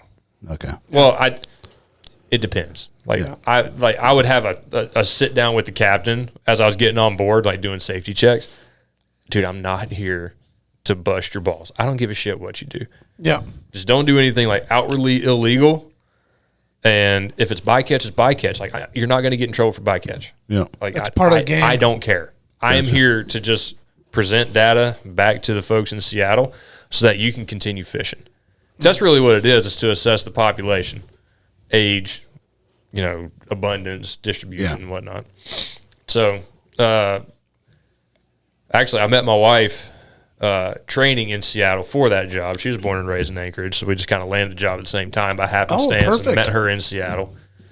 My first assignment, I did a month in Kodiak, a month in Seward, and a month in Sitka, on and off of smaller commercial boats. So I got to travel around the state full doing that. trifecta there. Yeah, man. You had to be in heaven there. Yeah. Well, I mean, it was probably hard working. No, he didn't know he gets seasick. Oh, so I grew up fishing on the East Coast. Like the Outer Banks are my playground. That's if Alaska was number one favorite spot, like the Outer Banks is, it might be tied for number one. is that tuna? That's everything. Sailfish, tuna. What does that mean, Outer Banks? The Outer Banks is a chain of barrier islands on the eastern side of North Carolina. Like Just that section. Can you pull that up, actually? Sure. I gotta watch Hot Tuna. I don't watch TV I have anymore. watched it. My kid is into that. My kid watched all those. My oldest is addicted to fishing, and that's on his list to go do that out there. You show him that. It's dude? awesome. The fly tying, dude. Oh, yeah. I showed him all. I don't have to show him nothing. He shows me. Oh, okay. So yeah, those islands right there. We would stay Buxton on Hatteras Island. Oh, those are a whole series of little islands. Yeah. And that's just right on the North Carolina coast. Yeah. Like there's a couple of bridges that go to Can it, you or you scroll can take out a a ferry. little bit? Does it show the... Yeah, is that a road system? Yeah, is there a bridge there? Yeah. Oh, wow. So like there's actually islands all down here to the south. So is Like the Outer Banks on the Ocracoke. outside of those? Or No, between those are the Outer Banks. Oh, that's called the Yeah. Outer Banks. Yeah. Okay. There's towns and people that live there. Like Ocracoke is where Blackbeard's house is. Okay. Oh, The okay. pirate. Yep. And I had friends that lived in Buxton and Avon, and just it's a fantastic spot for fishing. And what makes it so hot is that the Gulf Stream actually hits the equator and runs up the east coast of North and South America, Central America, Brings all them fish up. brings all the fish up, and then the Gulf Stream actually kicks off of the Outer Banks and starts heading back out towards Europe. the Mid-Atlantic, Oh, okay. where the Labrador current comes down from the northeast, and now you got cold water, warm water currents. You could pull meeting. that up if you Google currents. What's that sound? Panica? Pamlico. Pamlico. Yeah. Pamlico and the Albemarle Sounds. Pamlico. I didn't realize that was. I mean, that must. Did they evacuate those when those hurricanes come through? The stubborn ones stay. Yeah, I mean, I bet they get hammered right Just there. hunker down. Yeah. Does that shit just get flattened and then rebuilt just constantly? Yes. It's got to, because I'm assuming there's no elevation to that. The elevation's like It's got to be 12. at sea level, You pull the right? Atlantic currents. like the port of Anchorage. Tide swings are higher than the Outer Banks. So anyway, that was like my playground. So I knew I wanted to be in fishing up here in some capacity. And working as a biologist was just like the natural step. Then the second job I landed up here, I wasn't on the commercial boats, but I was actually, do you guys remember that Susitna-Watana Dam? Yes. That was, Sounds familiar. Proposal? yeah, this would have been Yes, okay. 2014. the No Sioux Dam. Yeah. Yeah. So I was actually working on that project. We were part of the fish crew, and we were looking for salmon in the areas that they were looking to dam up. Oh, there's a good picture there. Ah, shit. There we go. That There you shows go. the currents there. And up here, to this far eastern part of North Sorry, America, guys. I'm not sure what the. Gonna sign up. No, I Give them don't. your email. Give him your email. Putin needs it. Let me get back. Here we go. There we go. I didn't realize it went through between Cuba there and Florida like yeah. that. So where all this cold water and warm water meet, The red and the blue. yep, that's where you could find, I mean, however many dozens of species of game fish, and that's what Hatteras is mostly known for. So that's where it all started. Yeah, yeah. But that whole area is what's holding some of the biggest tuna out there. The big tuna actually are off of like Massachusetts, off of Cape Cod, Up in a the little bit Northeast. more. Yeah, they like a little bit colder water, which is why you'll see bigger tuna out towards Hawaii. Because then now you got that southern Arctic current that comes down, kind of hits Hawaii. Yeah. Oh, go to that other map there, Brandon, to the left.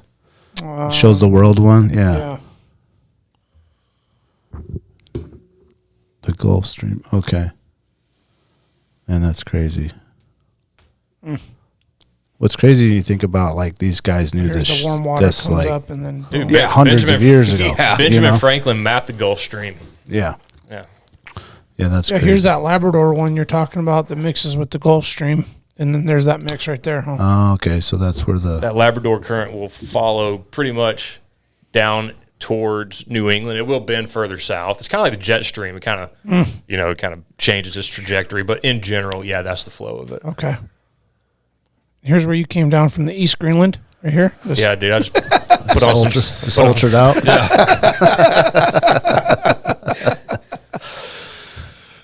So you come up, you do your Sitka, Seward, Kodiak. Yep. What about from there? From there, I landed that job working on the dam. That dam. Oh yeah, project, the dam. Yes. But for or against it, I don't know what anybody's stance is. I personally didn't want to see it go up. Where exactly was it going to go again? It's going on the main stem of the Susitna Okay. at a place called Devil's Canyon. Devil's Canyon. So we're talking. That's right where like This would have been well upriver of Talkeetna. yeah. Yep. But those is it Mahays? Mahays. Those that go up there and they do tourist rides up into the Devil's Canyon and is it Mahays? Is it? Yeah, I don't know if it's Mahays, but it's one of those guys that go and they have those or maybe crazy. princess tours. No, I think No. you're thinking of where it runs up the Talkeetna. No, they go up to They'll that go Devil's up the main Canyon, stem of the main stem Susitna. and they were one of the main, obviously, people fighting it. That's their whole business Yeah, is for taking sure. people up there. Yeah. I just remember because I've floated that a lot, Talkeetna, down the Sioux, down to Rabideau, and there was a big. What was the name There of was that a dam lot of again? obviously there's a lot of stickers, but there was a big like not a mural, but someone that spray painted. Yeah, like, for sure. Sioux They didn't Dam want and- that. The Susitna-Watana. No, that didn't pass, correct? No, it didn't. Yeah, that's Funny, it's done. The funny, well, no, they're bringing it back. Oh, they're trying to bring it The back. funny thing is that my father-in-law, Hydroelectric project. yeah, that's my, right. my Okay. father-in-law actually worked on this project in like the 80s. So this has been proposed numerous times. It just seems like the money's kind of getting pissed away. But hey, I mean, it gave me an Yeah. opportunity to come up here. So Yeah. Yeah, you can't. I mean, that's a pretty special opportunity. yeah. But that job was awesome because my now wife, she was the one that put me in touch with the people in charge of that project. She got hired on. I got hired on a month later, so we got to hang out some more. But that job was super sick, man. We were 10 days in the bush and 4 days back in Anchorage. That was just our work cycle. Oh, nice. And we were Get staying. a shower and a good meal, and then go back. Well, I mean, the camps we were staying at had water. Oh, okay. Yeah, So I mean, showers everything was like very like run on Jennies and and it was very backcountry. Like you weren't showering every day, you didn't get hot water all the time, kind of thing. But I mean, we had meals prepped for us. We had meals being cooked, and we were flying in helicopters and going upriver on jet boats. Like it was the best summer of my life. Great The adventures, best. huh? Oh my god! What year was that? 2014. Summer 14. Yeah, Right. I got the map up here, Gary. So they got the Chulitna, Gold Creek corridor. Yep. So Where's the actually, parks? one of the camps we stayed at was at Gold Creek, which is a big jumping off point for where we would get on the main stem of the Susitna, and there was also a helicopter pad there. Okay. And actually, Gold Creek, the guy that runs it, his name's Todd Bauer, and Todd actually still lives out there. He's a one-man mining operation. And they left all the footprints. Like after the project ended, they left all the footprints for the big Weatherport tents that we were staying in. They took the tents, but kept the footprints. And now Todd hand-built cabins. Oh, There's really? cabins there. Yeah, they got Toyo oil heaters in them. Oh. He's got a generator for power. He's got one main cabin, and it's probably the size of the studio. Wow. 2 full kitchens, big wood stove. Like it's Oh, right awesome. on. Did you rent that to people? He does, yeah. And what's even cooler, you take the whistle stop to it. Oh, what? Oh, that's cool. Yeah. So you could probably go there and then float all the way out. Yep. He's the last stop before you cross the Susitna to go over to Hurricane Gulch. Okay. Okay. Okay. Well, that's awesome. So Badass. a lot of folks will, like, since it's the whistle stop, you can bring whatever you want. So we've loaded up a 16-foot, inflatable framed, raft, and me, my wife, a bunch of gear, and our dog, and we're just spent the night, hung out with Todd. And he's a friend of mine now. I look up to that guy. Sure. We'll stay with him, hang out with him, and then we'll float out. And then we came out, not this past Christmas, but the one before, and just kind of did December 22nd, 23rd out there, and the snow was falling, and his ball's cold, but he starts this giant bonfire for you. I mean, it's amazing out there. Oh, I bet, man. So look, it's called Gold Creek R&R, and you can rent cabins, and he will actually meet you at the whistle stop. He will pick up all your shit for you and hop on a four-wheeler and drop it off at your cabin. I mean, it's sounds awesome. One of my Sounds like favorite a great places on the time, planet. yeah. Yeah, anybody listening, don't do that because Yeah. You're not invited. it's reserved. Okay, so that's you get cool. that, you do that, and then that's 2014, and then what? So that project was proposed to be going for 2015, but freeze up hit. We pulled all the gear out of the water, but I'd saved up so much money between doing the work on the boats and working out in the bush, essentially. I decided I was going to pack my shit and I was going to move to Alaska. So Very good for you. yeah, flew back down the East Coast and made the big road trip. Oh, you drove it. I drove, yeah, and my now wife, she was my girlfriend at the time. She was like, "We'll just make a road trip out of it." And and keep in mind, like before I went to Seattle to train for that job, I'd never been west of Mobile, Alabama. I'd never even seen the Mississippi. Oh, man, sheltered. I've been Never really seen mountains. I mean, past the Appalachians, right? Yeah. Pretty much. So I'd been all the way up to Cape Cod and fished a little bit north of that, and I've been all the way down to West Palm Beach, Florida, and everywhere in between. Never went west. So I'm like flying over the Rockies, and I'm like, oh shit, those are big mountains. I flew over the Cascades, like, oh shit, those are big mountains. Land in Seattle, it happened to be a clear day. There's Mount Rainier just like staring at you, like, oh shit, that's a really big mountain. Yeah. Then I land in Alaska, and I'm like, holy shit, look at They're these. everywhere. I'm surrounded. Yeah, so we made a big road trip out of it, and she had friends scattered throughout the country. We kind of just couch surfed, and I dropped her off in Seattle. I hopped on the ferry in Bellingham, went up to Haines, made the drive from Haines, and at that time I was renting a dry cabin in Sutton. So I just dropped all my shit down in Sutton, and we kind of hung out there for the winter. There's That's nothing and Sutton. Yeah, I do now. Actually, who was telling us about the bar out there? That's the place we need to go do a pint. Alpine- It was Alpine. it was Yeah. James. It was James from BHA. Yeah, He's the like, we Alpine. want to do a pint night at Sutton. We're like, well, that's kind of far. Yeah, Maybe if we, you know, what we should do it. We should do it when we do it in the summer and go do a riding trip. And go with the like up to Eureka or ATVs something? and go camp out there. Oh. Do the pint night. Just get obliterated. And then do Esca Falls or something? Yeah. Yeah, okay. That'd be fun. You could do it in conjunction with the car launch. Oh, yeah. Is that Memorial Weekend or 4th of July? 4th of July. 4th of July. Yeah. Have you been to that? I went this past 4th. I just seen It was videos of such that. a good time. If that's not the It's a gong show, isn't it? Most countryest. if that's not the most redneck Most Sutton thing. shit I've ever been to in my Hey, man, life. you hear my accent. I felt at home.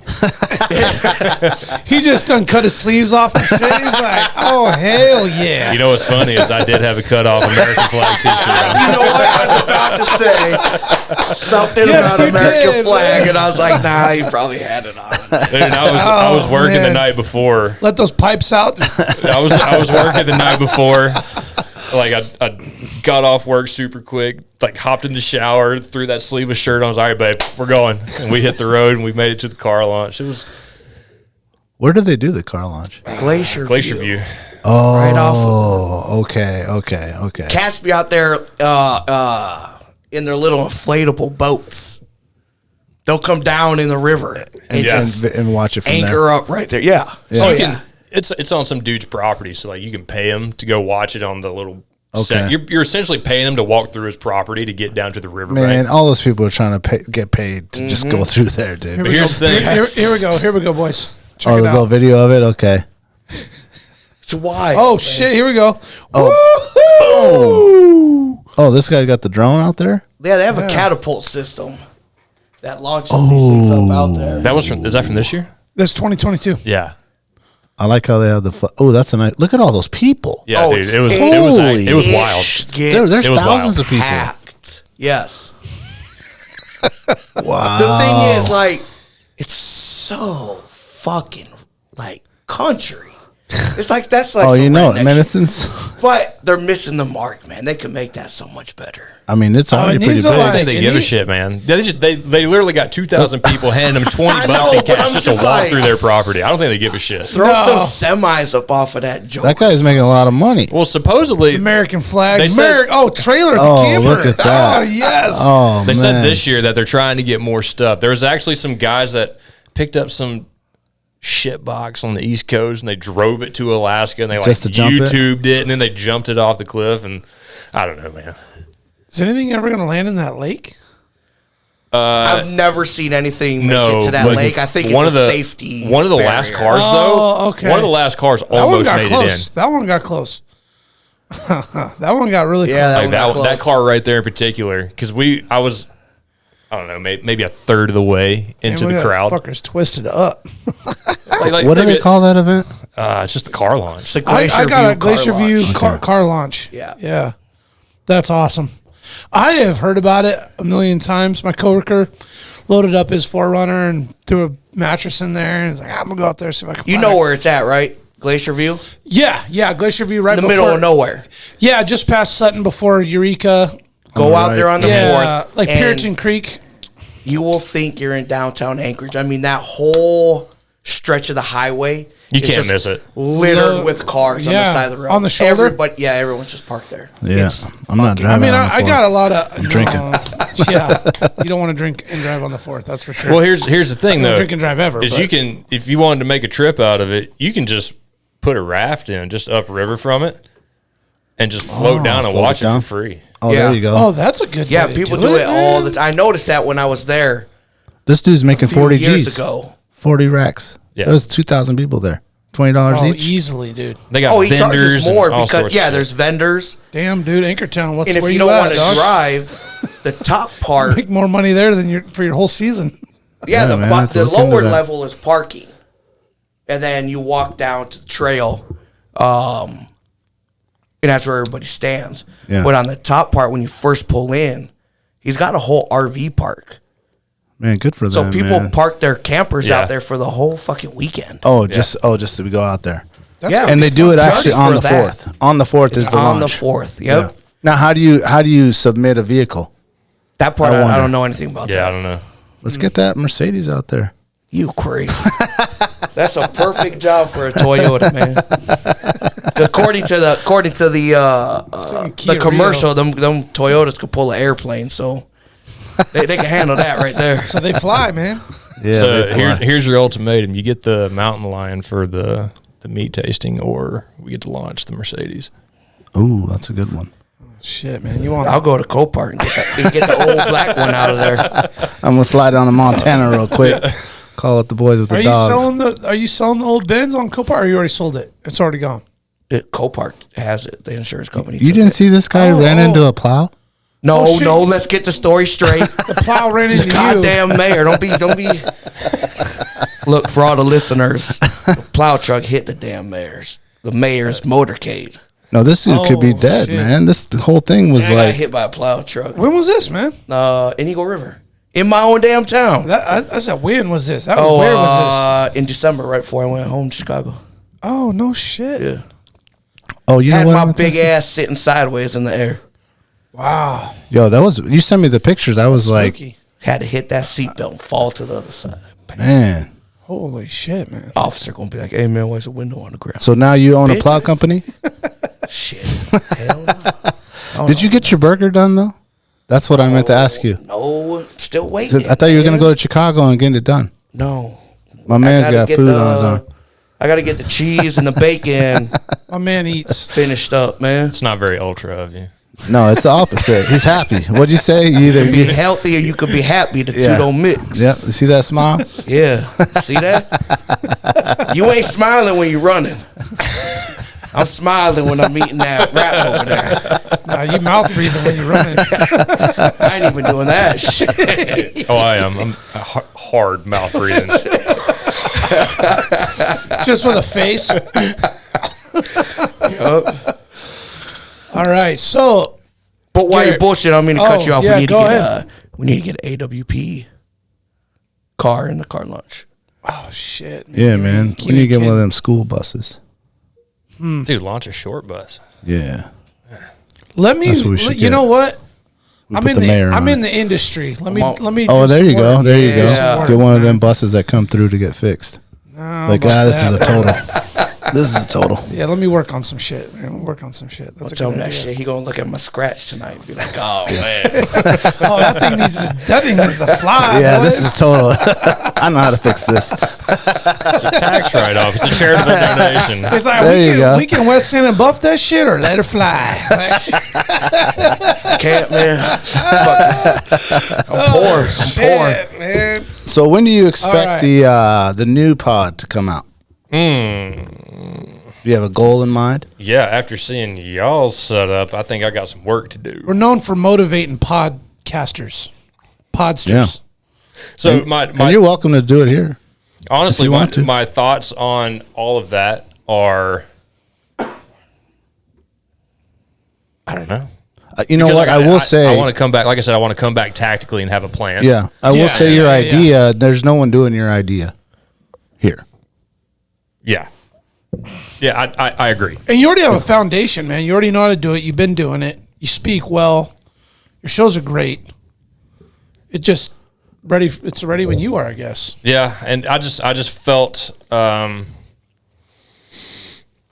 here's I don't know what y'all's road to creating this podcast was. COVID. A lot of sitting around thinking, taking notes, drinking beer. A lot of time in the during COVID. teepee. Okay, all right. time. So not all that in. We almost called it teepee talk, didn't we?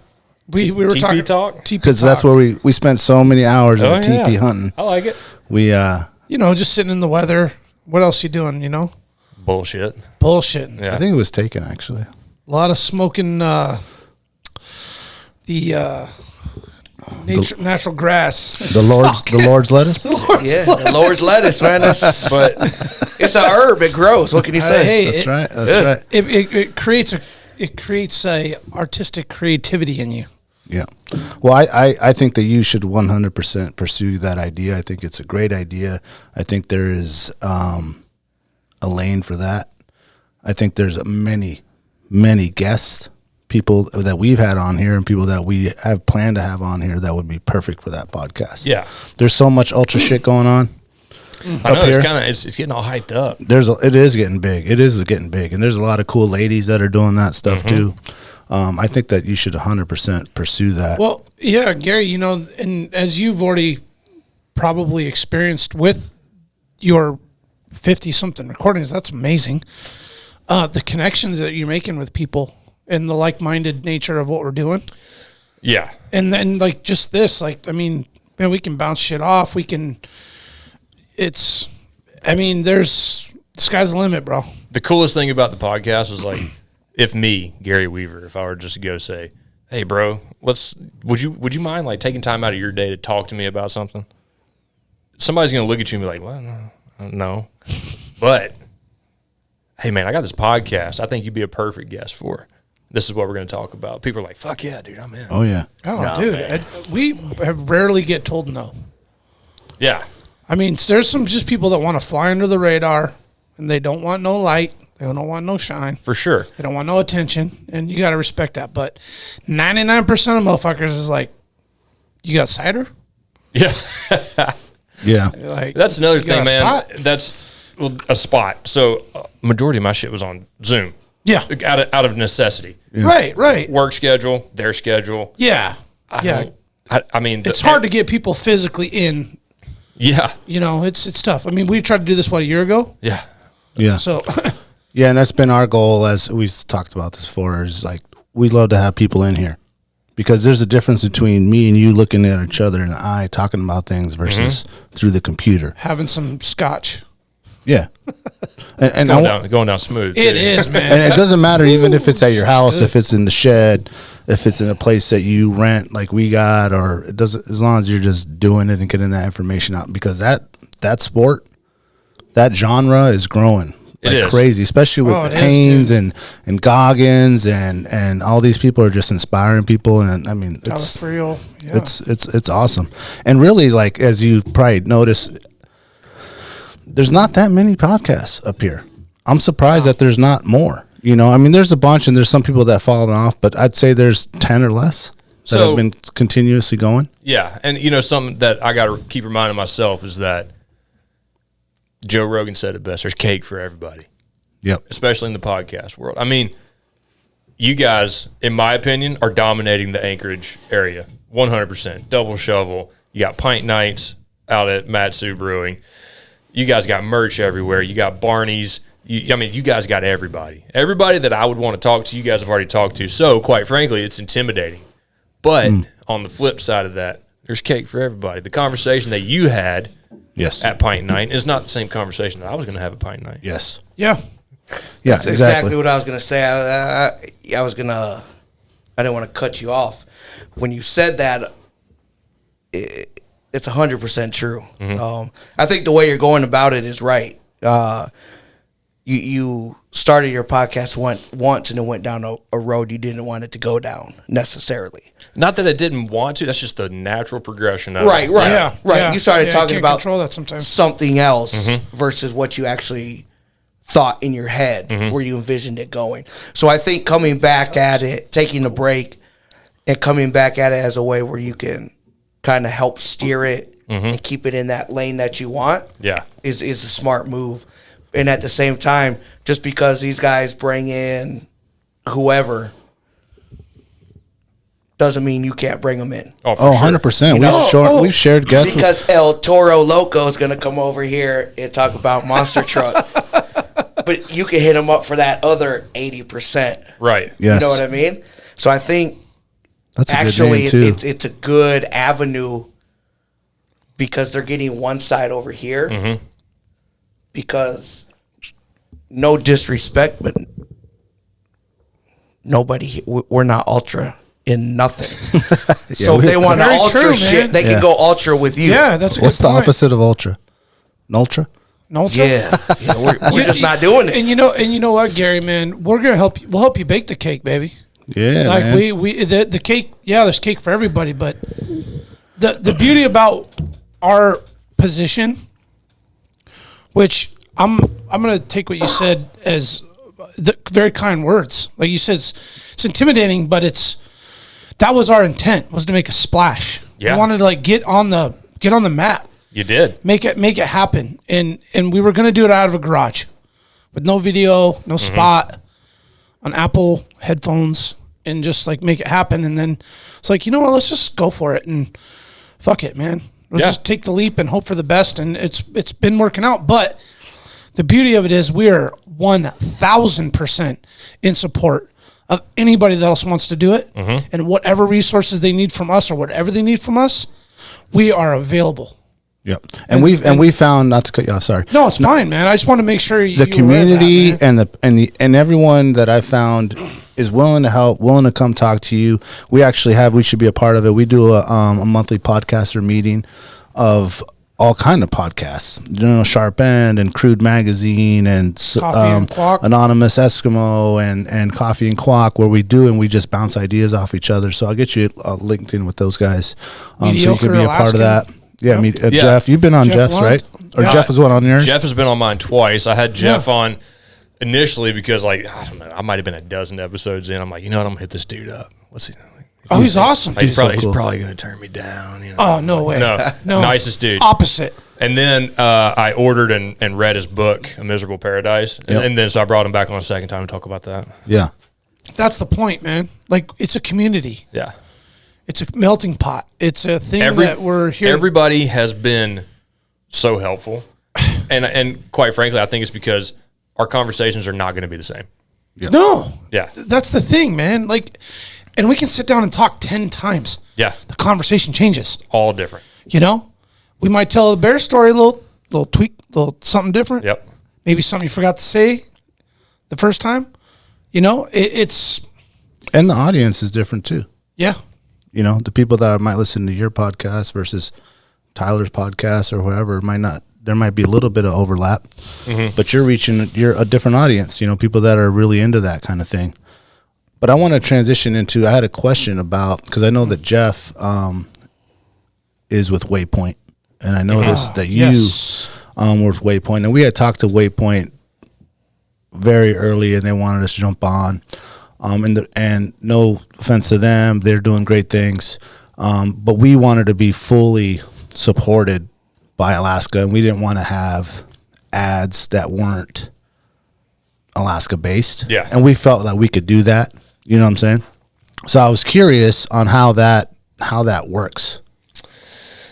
I have no say in the advertisements that get placed in my show. Albeit it's all outdoors related. Right. They started to advertise a Volquartsen rifle. I don't shoot that. It's not the first thing I'm going to grab. It's not a piece of gear that I can validate. It's not a piece of gear that I've ever used. Yeah. So why would I advertise it? That being said, Waypoint is doing very good things. And given the right platform, Waypoint's the way to go. Yeah. It was not what I wanted. So we decided to step back. Yeah. And okay. And the sponsorships that you guys have hailed, that's what like big picture, that's what I wanted. Yeah. I wanted to be supported by local businesses. I wanted to be supported by people that cared about my podcast and gear that I use. Yep. Right. Stuff that I can vouch for, things that people could honestly put a say, stamp like, on it. yeah, oh, well, the Salty Hunter uses this, it's got to be good. Like that's me. I would take a lot of pride in that if somebody were to say that. Yeah, and that was exactly why we had those meetings with Waypoint and those guys, and we've been approached by other people. That's why we never went that route, because we want to be in control of what we say and what we're putting out there, and the businesses that are sponsoring us, we have 100% faith in them and what they're doing. And I think that what we have started is a positive light on these businesses being like, okay, well, I can sponsor this podcast, I can sponsor your podcast, I can sponsor this podcast, and reach all these different people and be reaching the people that they really want to reach. And part of my regrouping, rebranding, and coming back with the plan is I need to be much more aggressive. I was not aggressive in seeking out sponsorships, which is why I went with Waypoint. It was kind of the easy button. I had a lot of shit going on. I was in the fire academy. I was going through my probationary year. Yeah. Yeah. I mean, life happens, you know, and I gave it a try, and I gave it a college try, man. I gave her a year, and it didn't work out, and it's okay. I learned from it. The quality of your show is still there, though, Gary. It's still good, man. I appreciate that. It really was. I mean, is still. I mean, It is 100%. 100%. Like, I thought it was great. Yeah. It's going to come back, and it's going to be niched down because the reason I was asking you guys how this podcast started was mine didn't start all that unsimilar from yours. I was on deployment, sitting in Afghanistan. You're just sitting around with a bunch of dudes, and you just bullshit all day. Yeah, and you wind up having the funniest conversation that no one's going to remember. Yeah, we should be recording this. We should be recording this. Exactly, man. So I mean, I got out of the military. I met this guy working at UPS. He's going to school for audio production, and I can hook you up with some gear. I was like, okay, do you want to be on the show? He's like, nope. Like I'll be there, and I'll weigh in if you want my input. But he renders the audio. He essentially helped produce it. Yeah. Outlaw Peak Media. Christian Oathout at Outlaw Peak Media. That dude can hook you up with really whatever you want. Yeah. And I can testify to that because of the quality of the show, the audio from my shows that he puts out. But it just started by a bunch of my hunting buddies. We were just sitting around telling stories. Yep. Just telling old stories. Some of it's about the military. Some of it's about hunting stories. Some of it's family. Anything. But the cool thing is, like, when you're on a podcast or when you host a podcast, you can reach out to these people. Like, one of my favorite shows that I ever recorded was from Chris Pollock. He's a spearfishing guru out in Seldovia. Oh, I got that one on my list. To listen as I was going through. I listened to several of yours, but there was, you know how it is. You're not going to be into every show, and we know that our show is a wide variety of guests and topics. So we know that not everyone's going to listen to every show. But that's what's nice about it is you can pick and choose. Like, well, I'm interested in that, but I'll probably skip that one, and maybe the next week's one I'll listen to that one. If I were to recommend 3 episodes to anybody, I had Greg McHale on, and if you don't know who Greg McHale is, he's writing it down right now. Well, he hosts a show, Greg McHale's Wild Yukon. Oh, yeah. He's an ultra endurance athlete. He actually cut his teeth being a professional adventure racer. So like paddling and running and hiking and whatever the course requires. He and his wife. That was a fantastic episode. That one really got me fired up to do ultra stuff. Just seeing the endurance that guy has and how he's able to push himself in the mountains. And then the number 2 episode that I would recommend is Chris Pollock, spearfishing out in Kachemak Bay. And that's so cool. Dude, I got so pumped about that recording. I still text him. And I bought a spear gun. And I was actually driving I was towing my boat down to Homer. I put the boat in the water. My ignition coil didn't fucking work. So I couldn't make it over to Seldovia. The weather was shit anyway. It's just one of the, it just never happened this year. But I'm actually in the process of building a boat, which is going to get me across there. Mm-hmm. And then the number 3 episode that I truly, truly enjoyed just listening to him, the wisdom that this guy has, is Charlie S. Charlie S. Yeah. S, the letter S? ESS. ESS. And what's up with him? This is the ultimate Alaska man. He was a trapper in the Brooks Range. First, he started logging in Minnesota, came up to be a logger, wound up being a trapper in the Brooks Range, commercial fisherman off of Dillingham, commercial fisherman off of, I think they made it up to Kotzebue. He was a fisherman out on the peninsula. He built boats for a living. He's a traditional archer. He makes his own bows. Is he an author too? Yep, he's an outstanding writer. Okay. He wrote for the Alaska Magazine, or maybe the Alaska Hunting Magazine, for decades. He still does. Okay. And now I saw his name. And now he's a video producer. I mean, just a big long beard. Big long. Yeah, he looks like ZZ Top. Yeah. Okay. Yep. Yeah. I know who he is. Okay. I could listen to that guy talk for days. Just listen. Mm-hmm. Just the wisdom that guy has in the woods is outstanding. I mean, and there's hundreds of those guys, man. yeah. It's crazy. Problem with those guys is getting them to come on. Yeah, they don't want to. Nope. They're stuck in their wherever they're at in their cabin or in. That's the ones that don't have addresses. They got grid coordinates. Yep. Yeah. Out there in Talkeetna somewhere. And they might do all the things, but sometimes they don't really want that attention recognition or I think Charlie's probably different because he's an author and people know him and he's got pictures but those are those old school like wealth of knowledge kind of guys. Like I met a guide this spring where we talked and contemplated, maybe starting a assistant guide. Really late start for a dude turning 40, getting into that. Like, that's like a young man's thing, dude.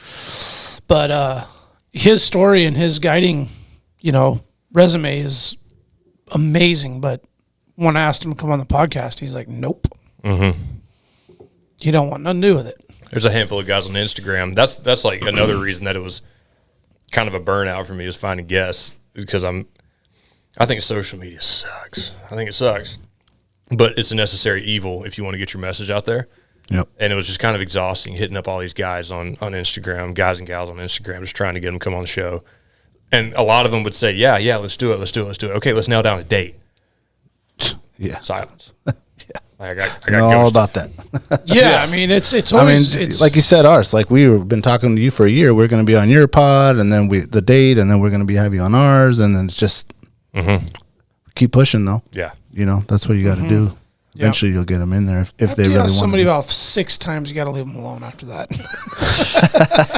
No, reliable over here. The mayor, man, he's ready to come in.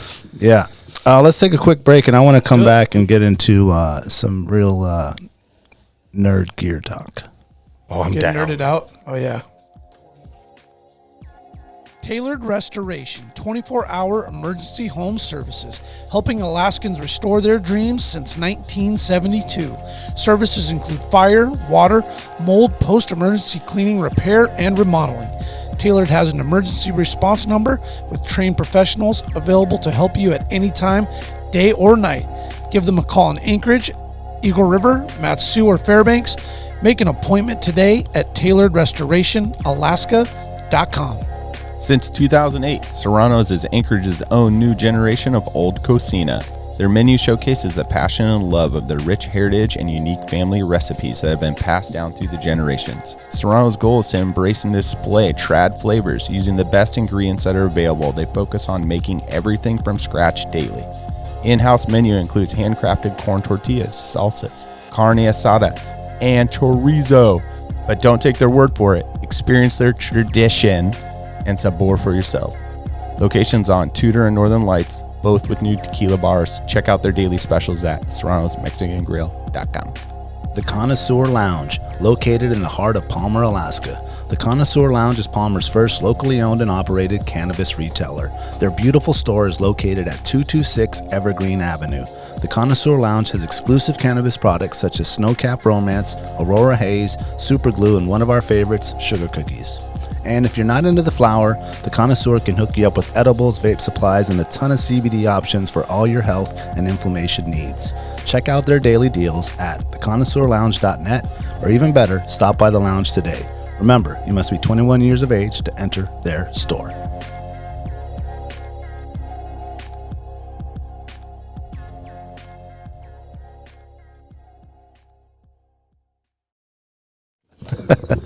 That one came quick. So what were you saying when you walk into a what? A tack room. A tack room. So what? In 18.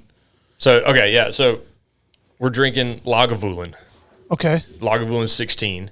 So in 2018, that same 16-year Scotch tasted like a tack room smells.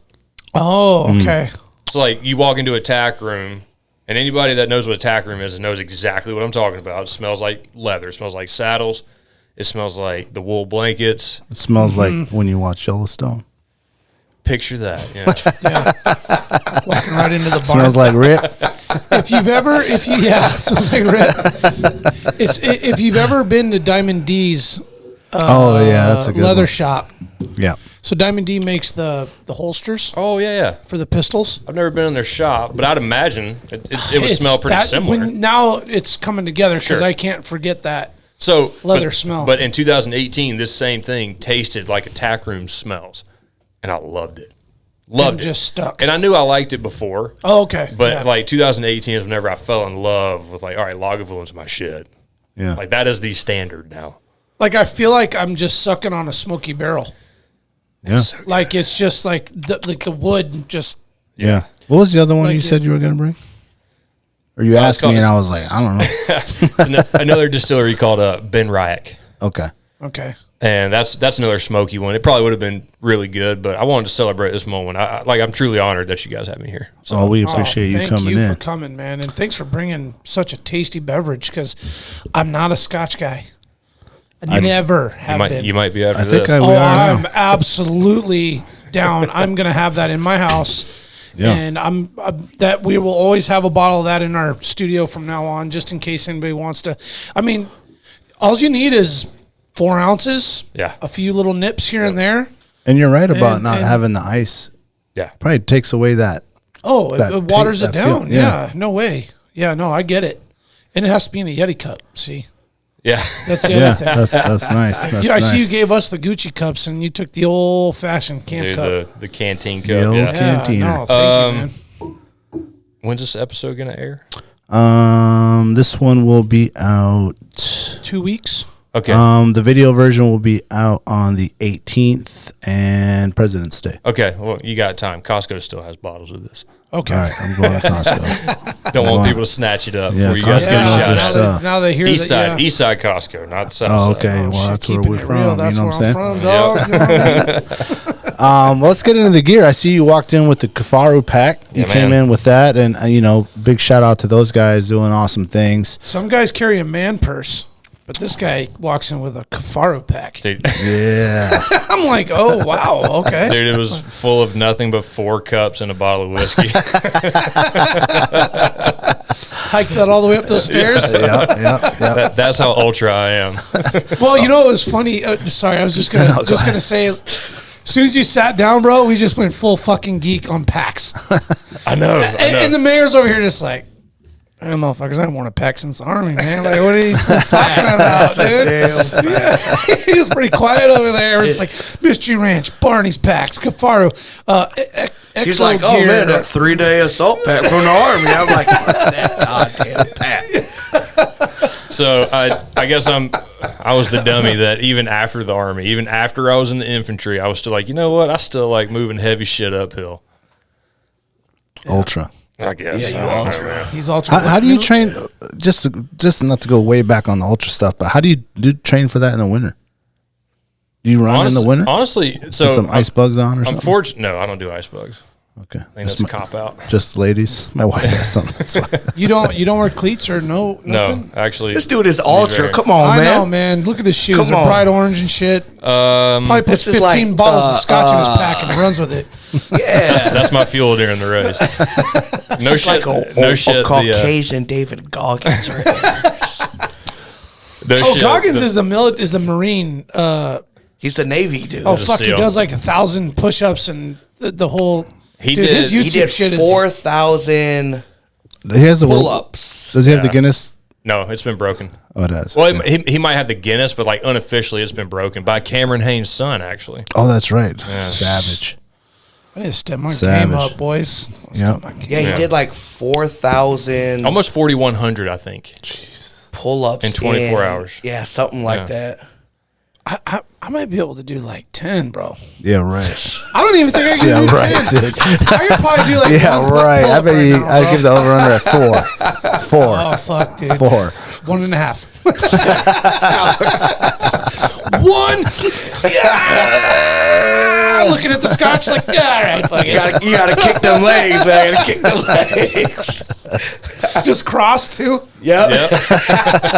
You gotta do that CrossFit pull-up where you use your whole body and swing. You know, I when I was looking for a new pack, and we talked about packs, and I've run several packs, and you know, I started with the QU pack way before people knew what it was. There was things I loved about it. I love their pocketing system and a lot of their features and their attention to detail and stuff. I couldn't get with that OCD. with that crazy sway. Once you have a sheep in your whole bag and you got to do this shift when you're side hilling for a mile, like after that I was like, nope. I did try the Cafaro. What I didn't like about it was that big pad on your. You got to get used to that. Either you like that or you don't. Well, that's what I was saying about. Make sure you get the right stays put in the pack. Right. Because I have the curve. There's two kinds of stays. You have the curved and you have the straight. So if that lumbar pad was bugging you, you probably have a flat back, and that pack was fitted with curved stays. So that lumbar pad was actually pushing into you in a way that's not ergonomic. That's exactly what it was. So I have curved stays. I got not a pronounced curve, but like my back, and there's videos on YouTube to show you how to fit it, but like my lower back is curved just in a way that curved stay fits. Like that lumbar pad just like molds to my body. Yeah. I think that the gear of mountain hunting or mountain adventures or anything like that, it's come so far. And even as we were geeking on the even the little things on the trekking poles to put it together, it just seems like the innovation has just been going and going. And like like 5 years from now, where it's going to be, it's amazing. Rocket packs. The rocket pack. Yeah, I need one of those. No, but you're right. Just think, how long ago was it that you're sitting on the side of a mountain with your eyes just burning, looking through a scope, and now you could throw your damn phone on it. Yeah, and just kick back. Yeah. Or if you got an iPad, man. you just put your iPad on there. Yeah, that's a great Like point. watch on the movie screen, you know. Yeah, it's wild. Yeah, it's wild. So what do you run for a what do you like for a tent or shelter? It depends. Well, he likes that 3-day assault. Well, I know pack. what you mean because I got about He's 5 like, tents. I do a tarp and a blanket. Yeah, He's probably got that one-man army tent with a pole in the middle still. You know, I try. He's fucking ultra, boys. I tried the Stone Glacier, that Sky Air. I tried that with the vestibule attachment. That would be perfect if it doesn't rain. Oh, well, then it's not perfect. Yeah. What are you hunting? Are you hunting in Arizona? No, this was in the Chugach, so that piece of equipment got sold. However, I mean, I have a sawtooth from Cafaro. Oh, nice. And I have a 3-person Nemo, like 4-season mountaineering tent. Like I don't fuck around with shelters. Like You want somewhere dry to go into when it's fucked. Yeah, I've been out in shit weather, and you know what? If 1 pound or 1.5 pounds makes or breaks me having a good experience versus a dog shit experience, I'm gonna carry the pound. Quite frankly, that's where I'm at. If it's 5 fucking pounds, I'll take it. And if I'm going, especially if I'm going with another person, it depends on the hunt. But if we're expecting weather, me and another person, even a guy my size, we're taking the Nemo. If I'm kind of base camping it. What is that, about a 7-pound, 5-pound tent? The Nemo, I think, is 7.5 pounds, I think. 3-man tent? It's a 3-man, double vestibule, okay, full-on 4-season mountaineering tent. Yeah. Okay. Like, dudes do big mountains with that tent. But if I'm kind of base camping it, I'll either camp in my truck, because I have the back of my truck, like I got a camper shell, and I actually built, truck bed length drawers with a platform on top, so I have all my hunting gear accessible right there. Nice. And so I'll sleep in the bed of the truck. But if I'm hiking in a few miles, I got the sawtooth, and I'll just run floorless with a piece of Tyvek to keep my stuff dry. Nice. I looked into those sawtooth. I really wanted one. I still want one, actually. So you can backpack that in? Mm-hmm. Yeah. What is that weighing without a floor? Any clue? 4 pounds, maybe. Oh, that ain't 3.5 pounds. Does it come with the I know Kevin's had them at Barney's for a while.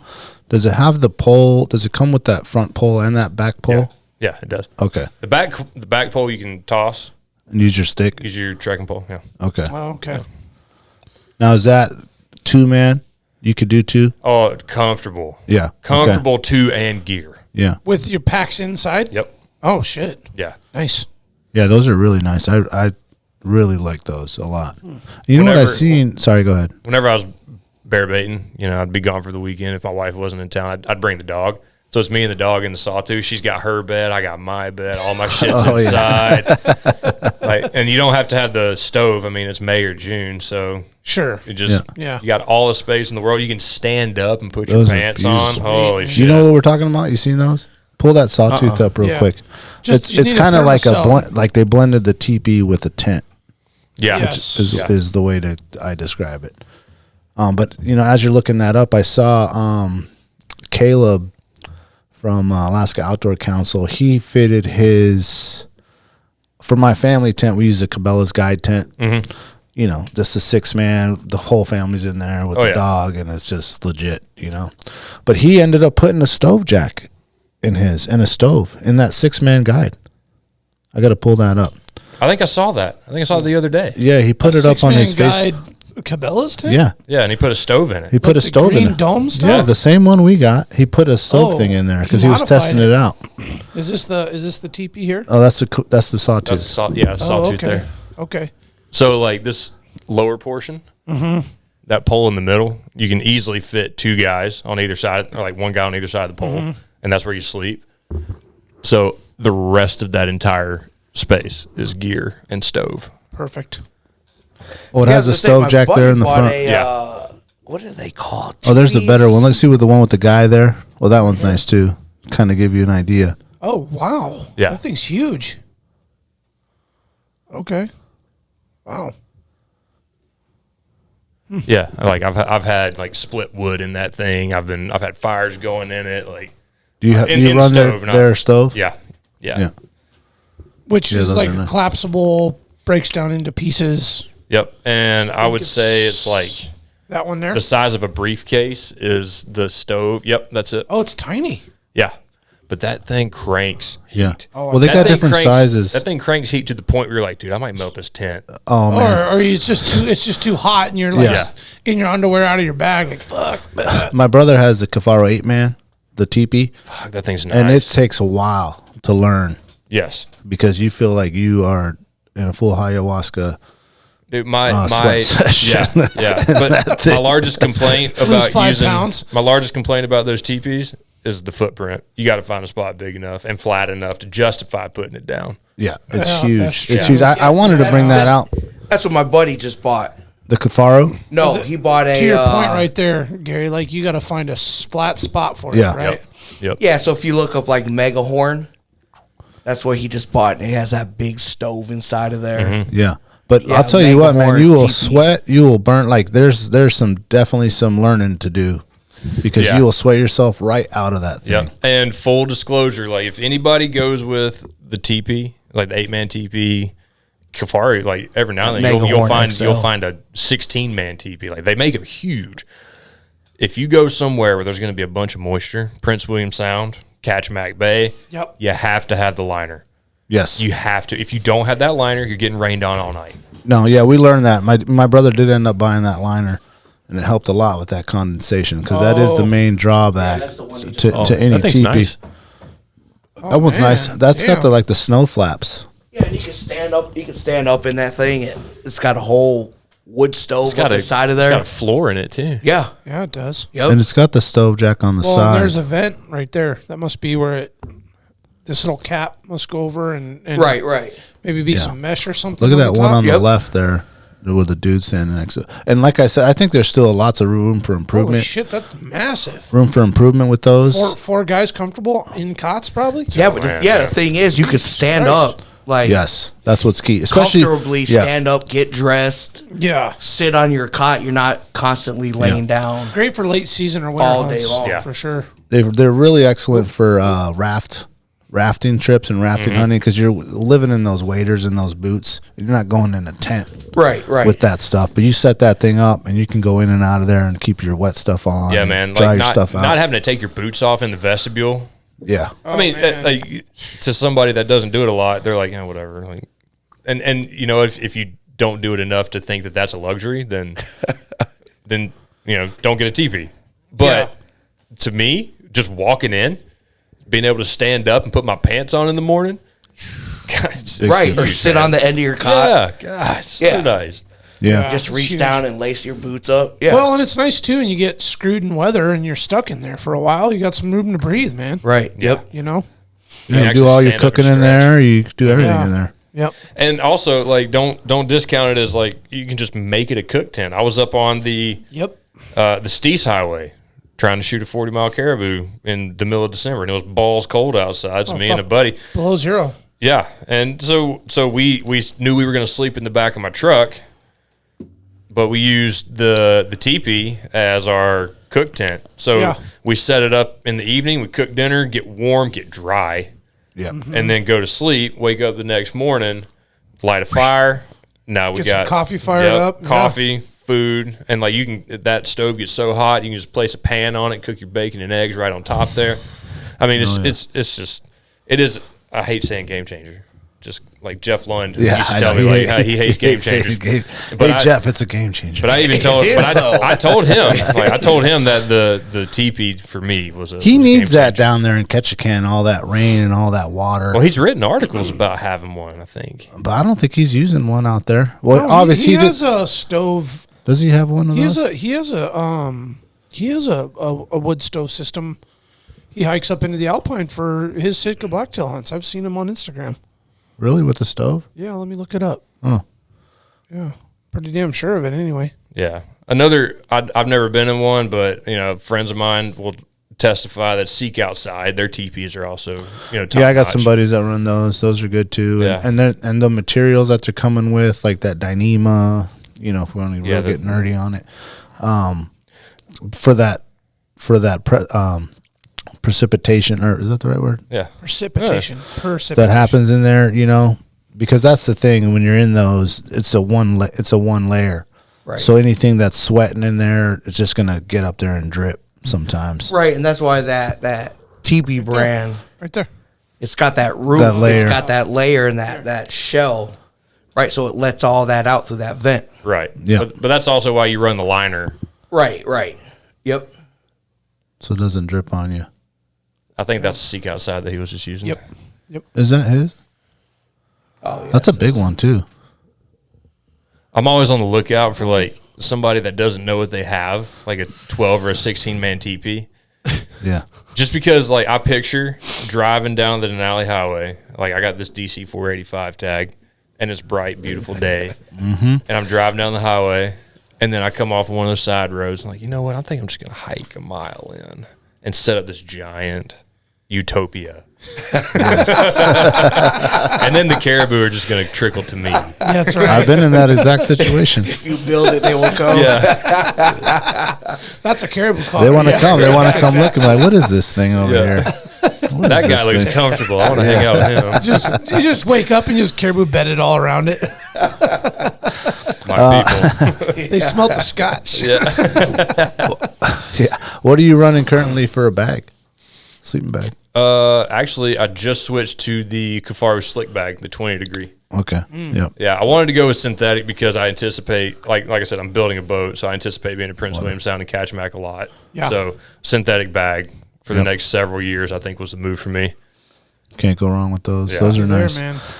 Wiggies. Prior to that, it was like a treated down, like a DWR treated down Kelty bag. Nothing special, Yeah.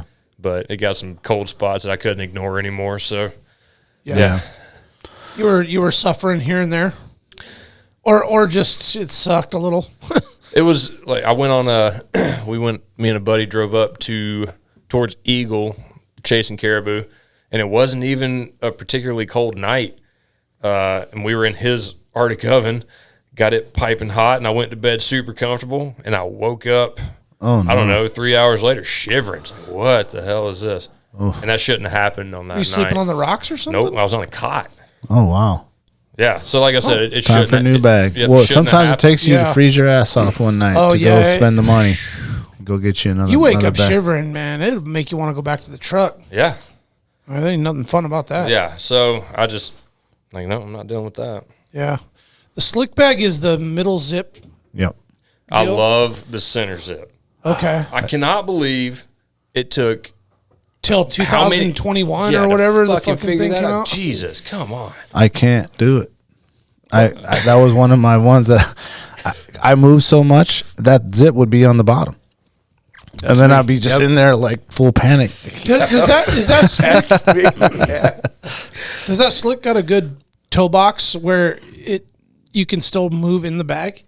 Yeah. Or does your foot catch in the bottom and bind it all up and spin? I got the long. Okay.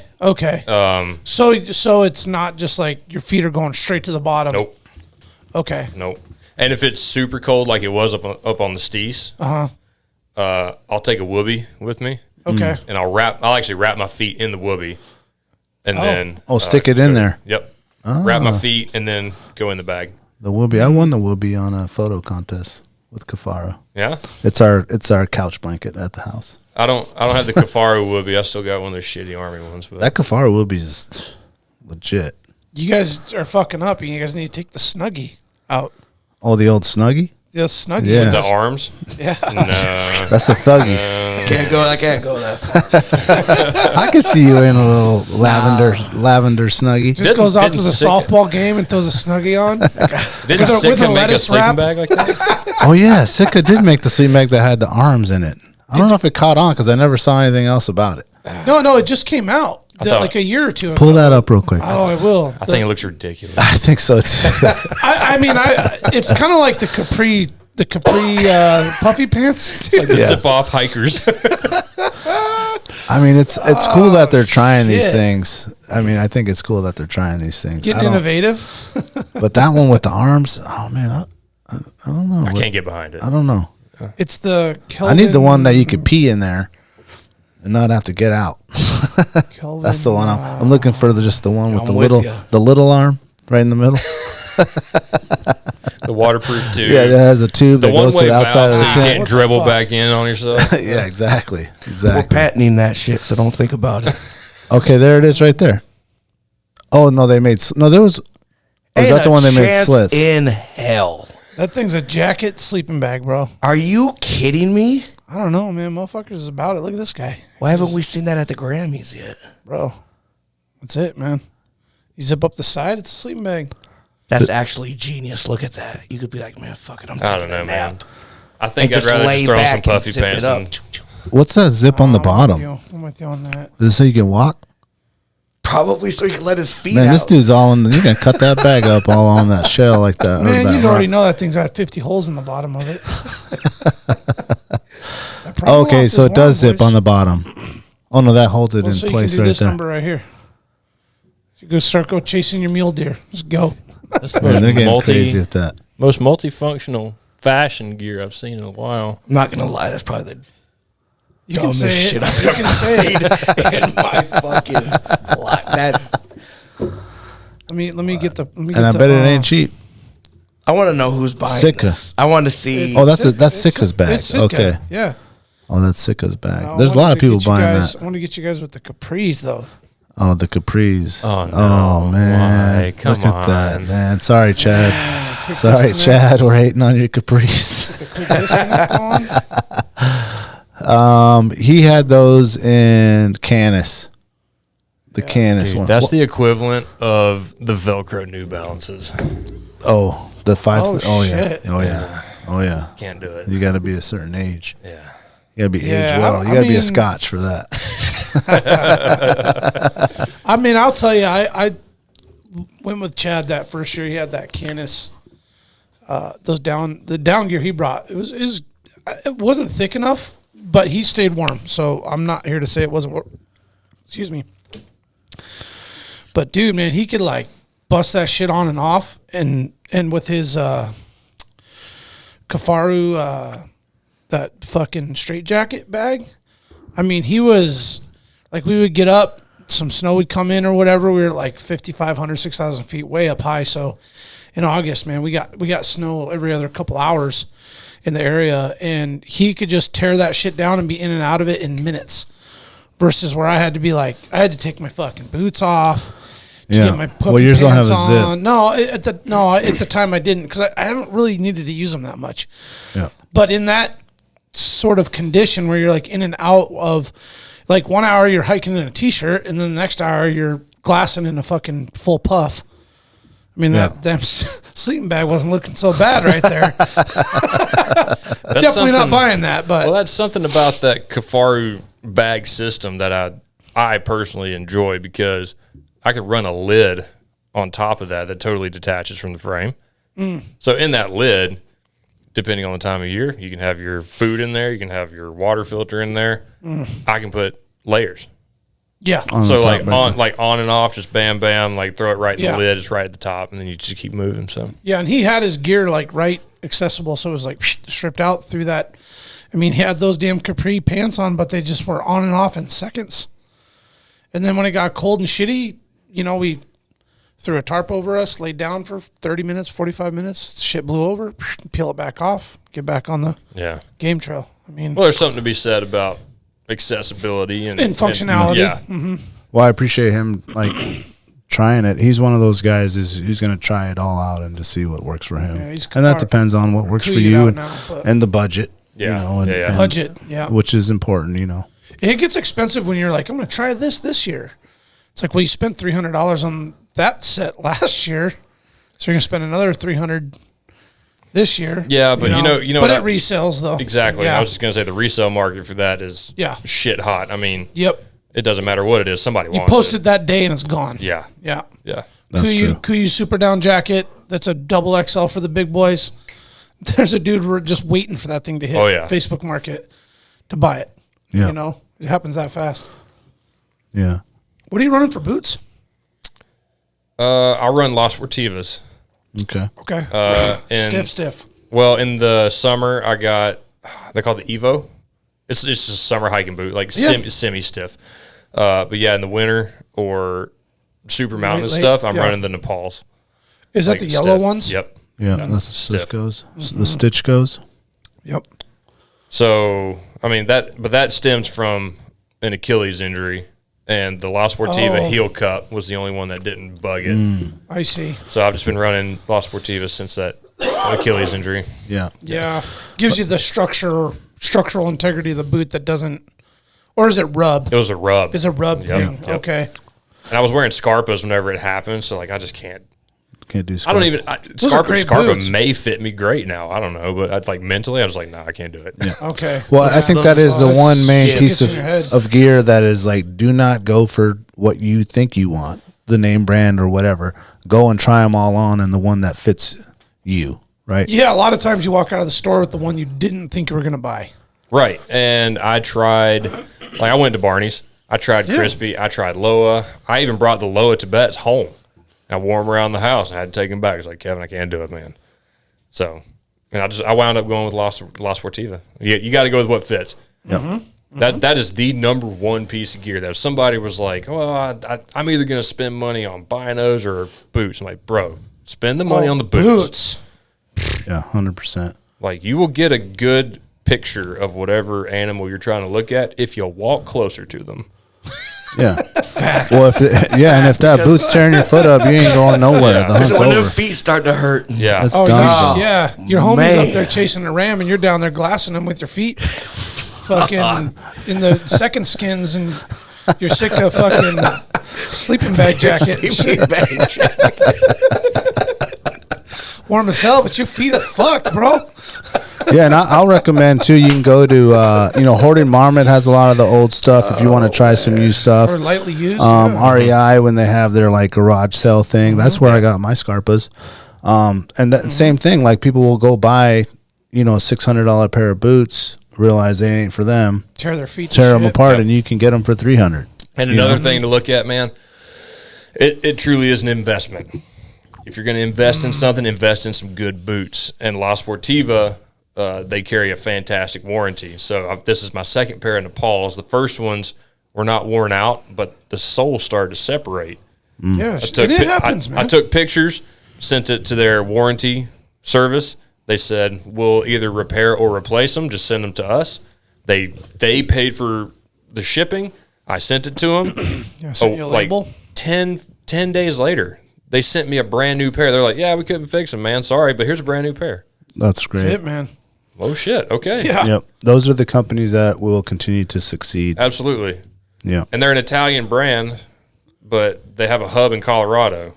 So, I mean, I sent them there, and 10 days later, I got a brand new pair of boots. Yeah. Like, no complaints. Italians were made. No questions asked. Yeah, you said earlier before we were gear talking, and you said you run the Maven. Yes. For optics. Yep. So binos and the spotter. Yep. Okay.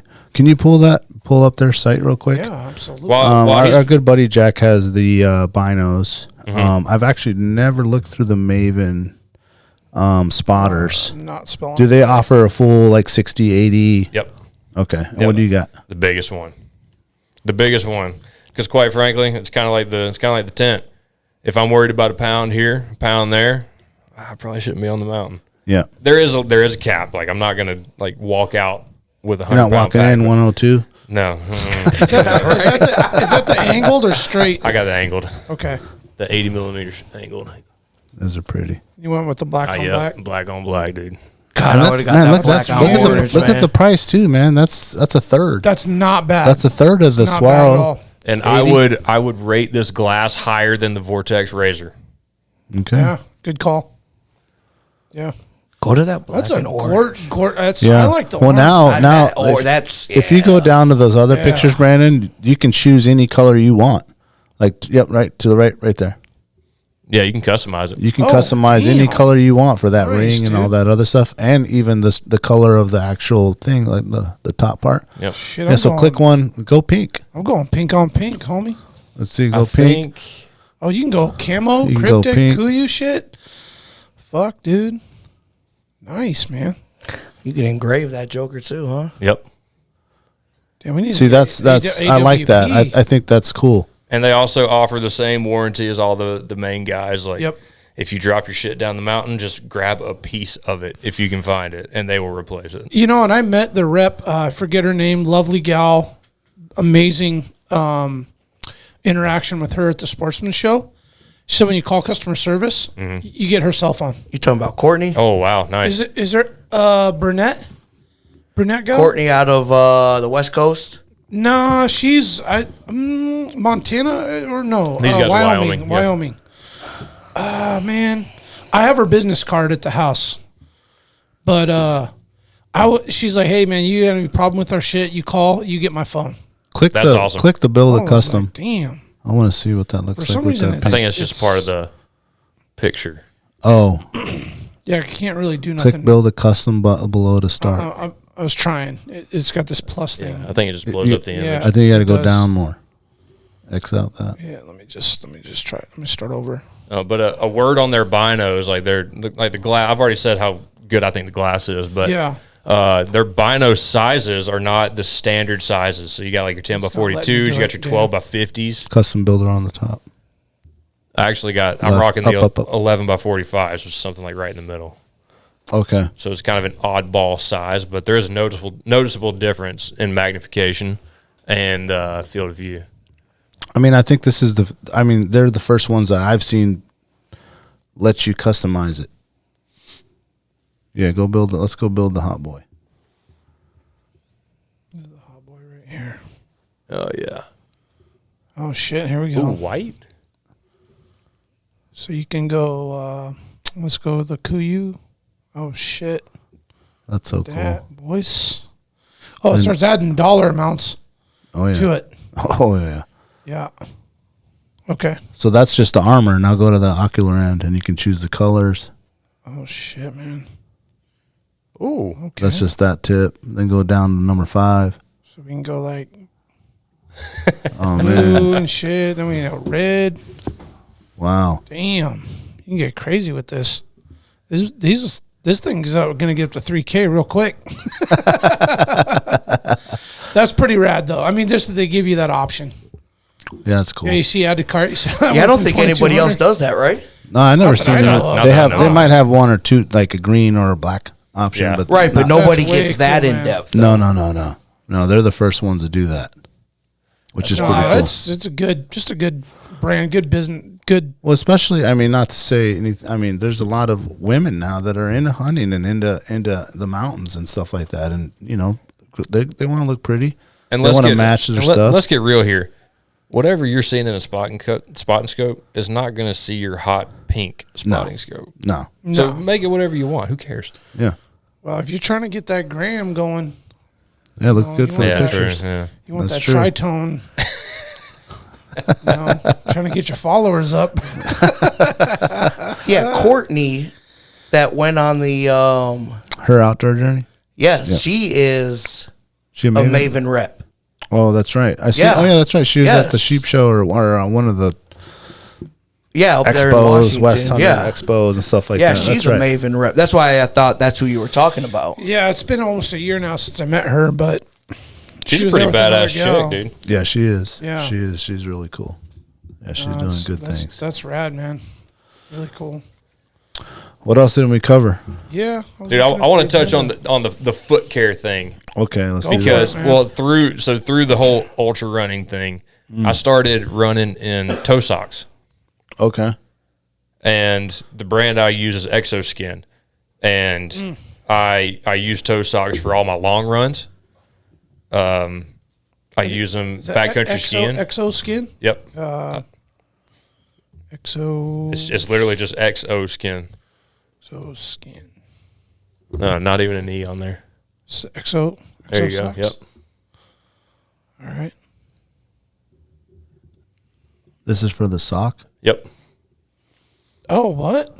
Yeah. Oh, like so your individual toes go in their own little. Yep.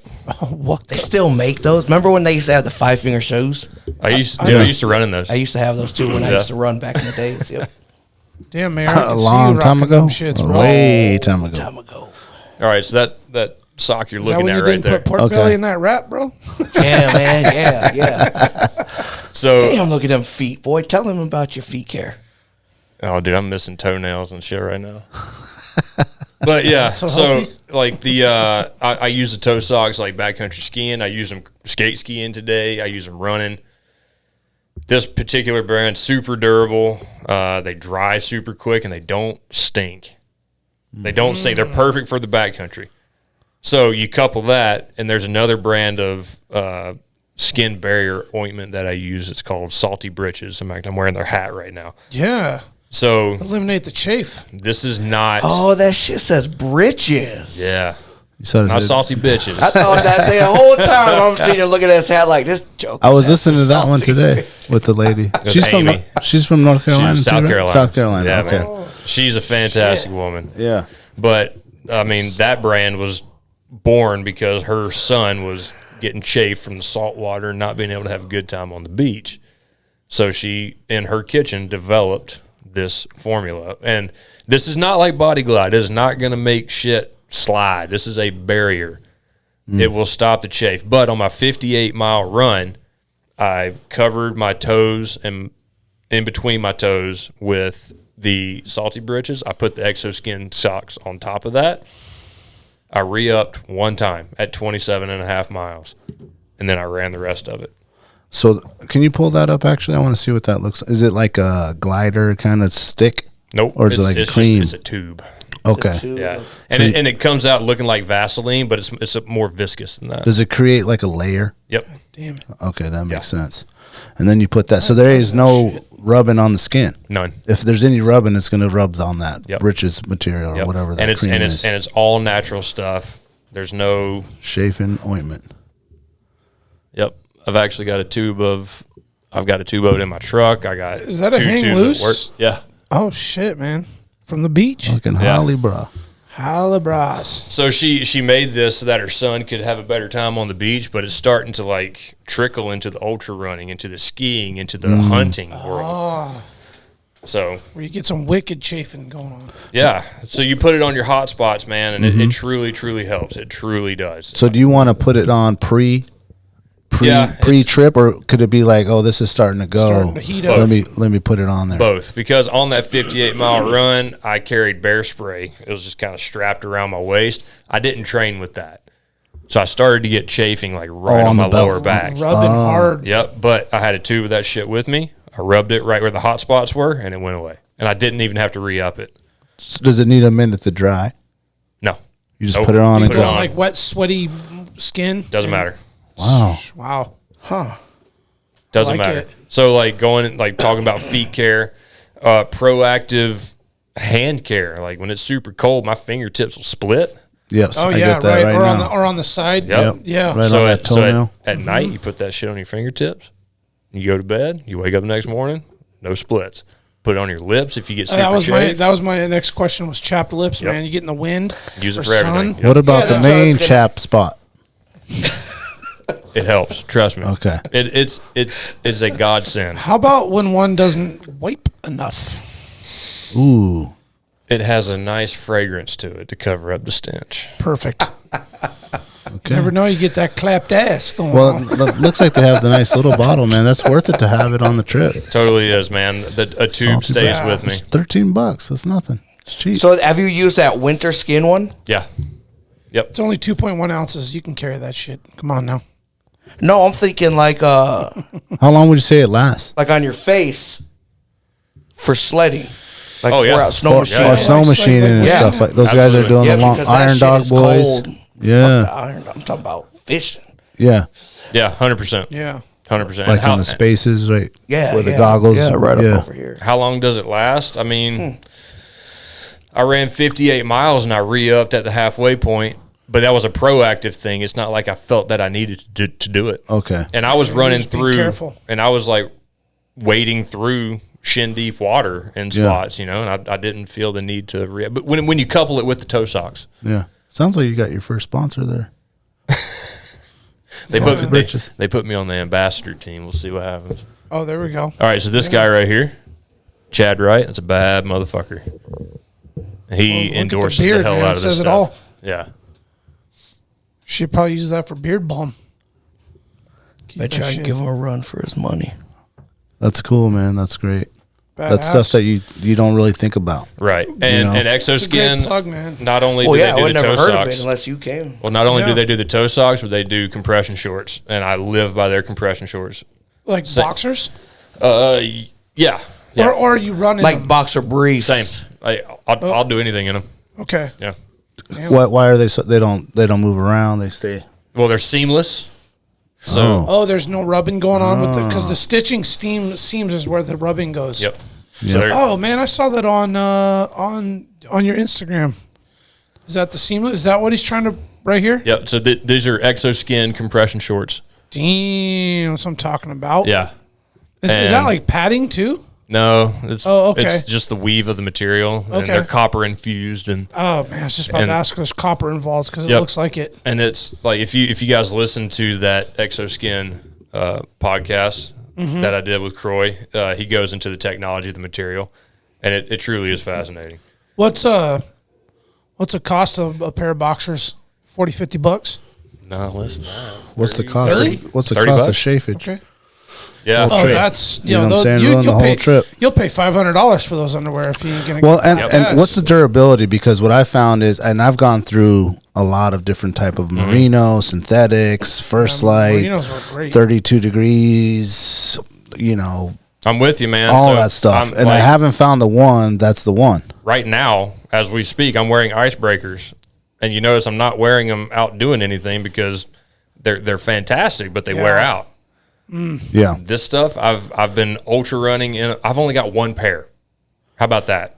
And I'm That put says and, a lot. and I put on. I wear them multiple times a week. Can it go through a good pick? I was wondering Oh, if yeah. he knows about the hard dig. You know what I'm talking about? The hard dig, the pick, the dig. Because, the smart wools, You know what though? If you go with the making it. it's too thin. hey, hold on a second. If you pair it with the The salty bridges. salty britches, there should be no digs. There's always a dig. Well, you need 2 rolls of toilet paper. Bring 3. You need those salty britches baby wipes. That's what they need to get into There you next. go. There you go.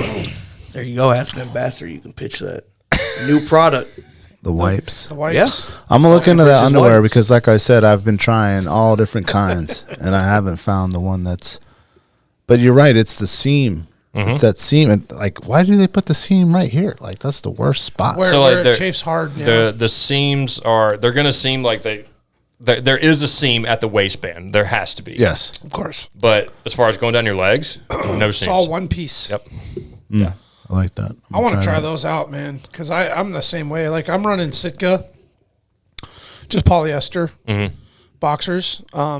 They work great, but what You got to happened get a is new pair every year. Well, yes, and then I regressed back to polyester, which fucking stinks. Yeah. And they get that exogen odor shit. That shit wears off, man. Yeah. It's good for like 1 or 2 trips, and then a couple hard digs. What I've Got a hole in found, your ass. what I've found is that this Yeah, throw them fabric, away. Marijuana, man. Yeah, burn them. if this fabric gets a hole in it, the hole doesn't expand. Okay. Because I got an exoskin shirt that I've accidentally, got a hole in got it, a snag or something. but it's not. The hole doesn't expand. Yeah, that's where like merino just will fall apart. Yep. It's just like, The compression shorts and the t-shirt and the socks, dude. If you find a stream of running water, soak them up, scrub them, like rub them together, wring them out, let them dry, and they dry super quick. oh, I bet. They're good to go. Wow. Good to go. They don't stink. What's Nice, the benefit of the toe separation on those socks? The rubbing. So you don't rub between your toes? Your skin's not touching. Okay. That makes sense. That'd be great for the Kasug on like a hot day.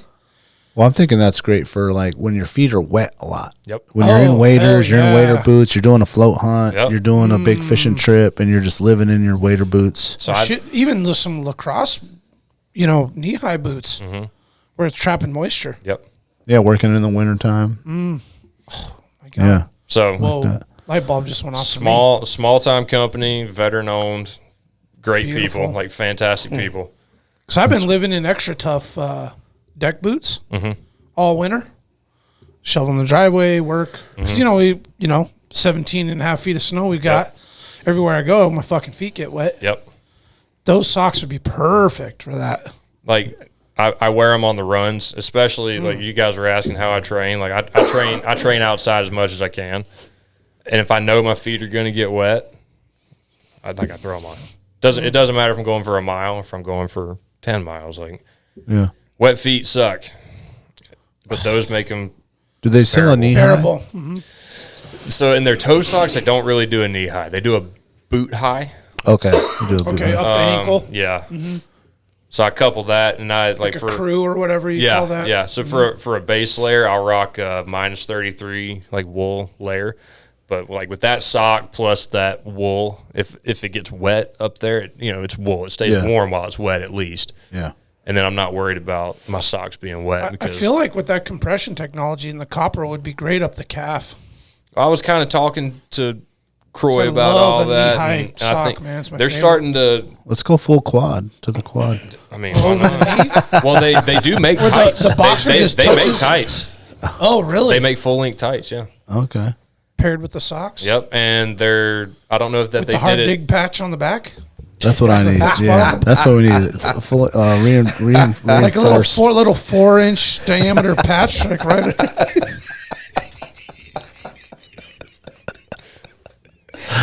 Oh, man, sorry, Gary. That's Yeah. Sounds like some No. trauma happened. Yeah. yeah. We've been on some trips. things. Let's just say Gold Bond is our friend. Has been our friend. Gold Bond, right? Isn't that what it is? Yeah. Fully medicated. Yeah. Don't get that one. The menthol? Yeah. No. Not the menthol? No, man. Not the Especially menthol. when your asshole hunting partner puts it on in the teepee. Oh It's my like, really, God! bro? I didn't know I brought the menthol, man. It's like, They're I'm tasting this shit. Are you fully medicated right now? It smells like menthol. He's 300 yards up above you in the drainage, and you're just like, smell Gold Bond.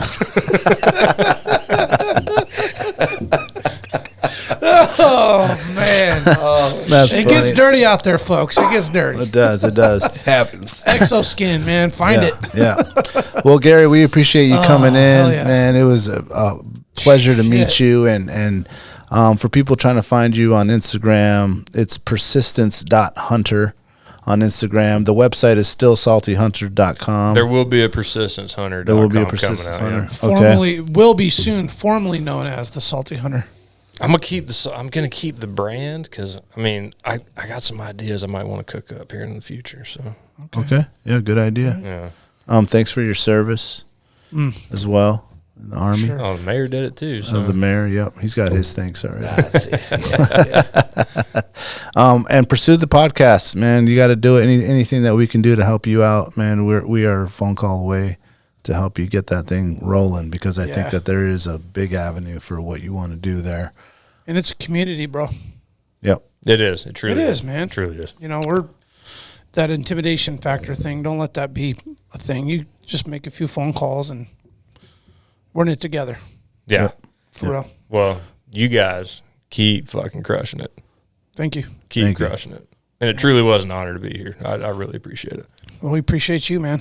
Mayor, thank you. Sir, here for you. There's a lot of high expectations. I'm here On to that crush meat. them. Oh, on the meat? Yeah. Yeah. Oh, I just want some bull nuts. oh, it's happening. I'm just trying to get It's ordered. It's ordered. It's in the All cart. right. You know what I think? Yeah. Gary wants some nil guy backstrap, preferably. Yeah. We can It's get, on the order. we can get that. Okay. It's in the cart. I'll take that instead of mountain lion. I can't get the mountain lion. Oh, man. That's off the table for sure. Show's over. That's off the table for sure. I can get Bobcat. Let's go with that. Yeah, I that'd be can good. I mean, 100% get Bobcat. I'm trying to just shake that. Well, I don't know if there's a negative narrative on cat meat. I had never heard bad things about any big I'm cat trying to meat. get some shit that Ain't nobody tried? yeah. Yeah. I mean, everybody's gonna know now, but Well, they won't know when it's cooked on the table unless it's got the label on it. nope, Yeah. So, you know what I'm saying? nope, they won't know. Yeah. Bring that iguana, turtle. Telling you. I'm gonna bring all types of shit. Shit, porcupine? What is this? Chicken. Porcupine's so good too. Chicken. Yeah, I heard, man. I ain't never had that. So good. There's some fat little bastards, too, man. I look at them like, man, you peel all them quills off there, man. A little chunky little bastard. I've never processed one, but after you kill them, the quills lay down. They don't. Oh. They're not actively standing up. Yeah, 'cause Right. it's a muscle. And do the barbs kind of like, No, okay. because that's actually like built into the. Do you quill have to itself. pluck them out, or do you just like gut them up the Oh, middle my and then buddy- skin around and then my get buddy 'em out? didn't. Okay. He just went from The asshole quills, to chin, quills. Once you flip them over his belly, there's no more quills underneath, right? It's just just fur. like okay, Yep. Yeah, quills are just on the backside, yeah, right there. yeah. I have to harvest me one of those one of these days. Try it out. Shit. I always figure they taste like bark. Now, a friend of mine made some a couple months ago. It tastes like a rich beef stew. Oh shit! It's so good. Sounds like some pozole. Yeah. Sounds good. Again, thanks for having me. Thank Thank you, you, Gary. Gary. Hell yeah! And as always, Alaska, we love you. Stay wild. You'll remember my speaking to you of what I call your overcautiousness. Are you not overcautious when you assume that you cannot do what the enemy is constantly doing? The Alaska Wild Project podcast is brought to you by the following sponsors. Barney's Sports Chalet, supplying hunters with the best hand-selected gear since 1963. The exclusive home of frontier gear built for the rugged Alaskan terrain. Your one-stop shop for all your outdoor needs. Visit Barney's today at 906 West Northern Lights. Arbor Digital, the forefront of digital assets, cryptocurrencies, and wealth management, providing a low-cost, research-based investment strategy for Alaskans looking to invest their hard-earned money. Visit arborcapital.io today to put your money to work. Tailored Restoration 24-hour emergency home services, helping Alaskans restore their dreams since 1972. Services include fire, water, mold, post-emergency cleaning, repair, and remodeling. Give them a call in Anchorage, Eagle River, Matsu, or Fairbanks. Hit them up at tailoredrestorationalaska.com. Total Truck and Alaska Overlander, Alaska's premier supplier for custom automotive accessories and overlanding products, providing all-inclusive rental vehicles and trailers custom outfitted to explore the Alaskan backcountry with a unique and convenient traveling experience. Serrano's Mexican Grill, 2 locations, one on Tudor, one on Northern Lights. The Northern Lights location has their new tequila bar. Check it out. Also see their daily specials at serranosmexicangrill.com. TheTreehouseAK.com, located at 341 Boniface Parkway, Alaska's own and grown cannabis and CBD store. Ask the bud tender what the strain of the day is to get your 10% off. The Treehouse, where the culture lives. The Connoisseur Lounge, Alaska's premier locally owned and operated cannabis retailer, located in the heart of Palmer, Alaska. Their cultivated products include Snowcap Romance, Aurora Haze, Super Glue, and much more. Find them at theconnoisseurlounge.net. AKO Farms, located in Sitka, Alaska, built from the ground up with concentrates as their single motivation, with exclusive products such as their sugar wax, full spectrum diamond sauce carts, and more. Ask your local bud tender about AKO. Marijuana has intoxicating effects and may be habit-forming and addictive. Marijuana impairs concentration, coordination, and judgment. Do not operate a vehicle or machinery under the influence. There are health risks associated with consumption of marijuana for the use of only by adults 21 and older. Keep out of the reach of children, and marijuana should not be used by women who are pregnant or breastfeeding. The Bait Shack, located on Ship Creek upstream of the bridge. Can't miss the bright red shack. They are the go-to fishing gear rental and guide service on Ship Creek. Tight lines and fish on. Come hook into the action with them. Hit them up at thebaitshackak.com. Snow Pro AK, your snow and ice management company specializing in business and residential properties. They know what it takes to keep your property presentable and safe. Give them a call for a free estimate at 280-7098 or visit lawnproak.com. Double Shovel Cider Company, located off of Arctic and 58th. Handcrafted Alaskan-made colonial ciders. They also have a tap room downtown on the corner of 5th and E. Stop by today and taste an award-winning cider. The Alaska chapter of Backcountry Hunters and Anglers. BHA is the voice of our Alaskan public lands, waters, and wildlife. Their goal is to uphold our hunting and fishing legacy while keeping our public lands wild. Stand up today and join BHA at backcountryhunters.org. Should you not claim to be at least his equal in prowess and act upon the claim? I say try. If we never try, we shall never succeed. This proposition is a simple truth, and it's too important to be lost sight of for a moment. If we cannot beat the enemy where he now is, we never can. It is all easy if our troops march as well as the enemy, and it is unmanly to say they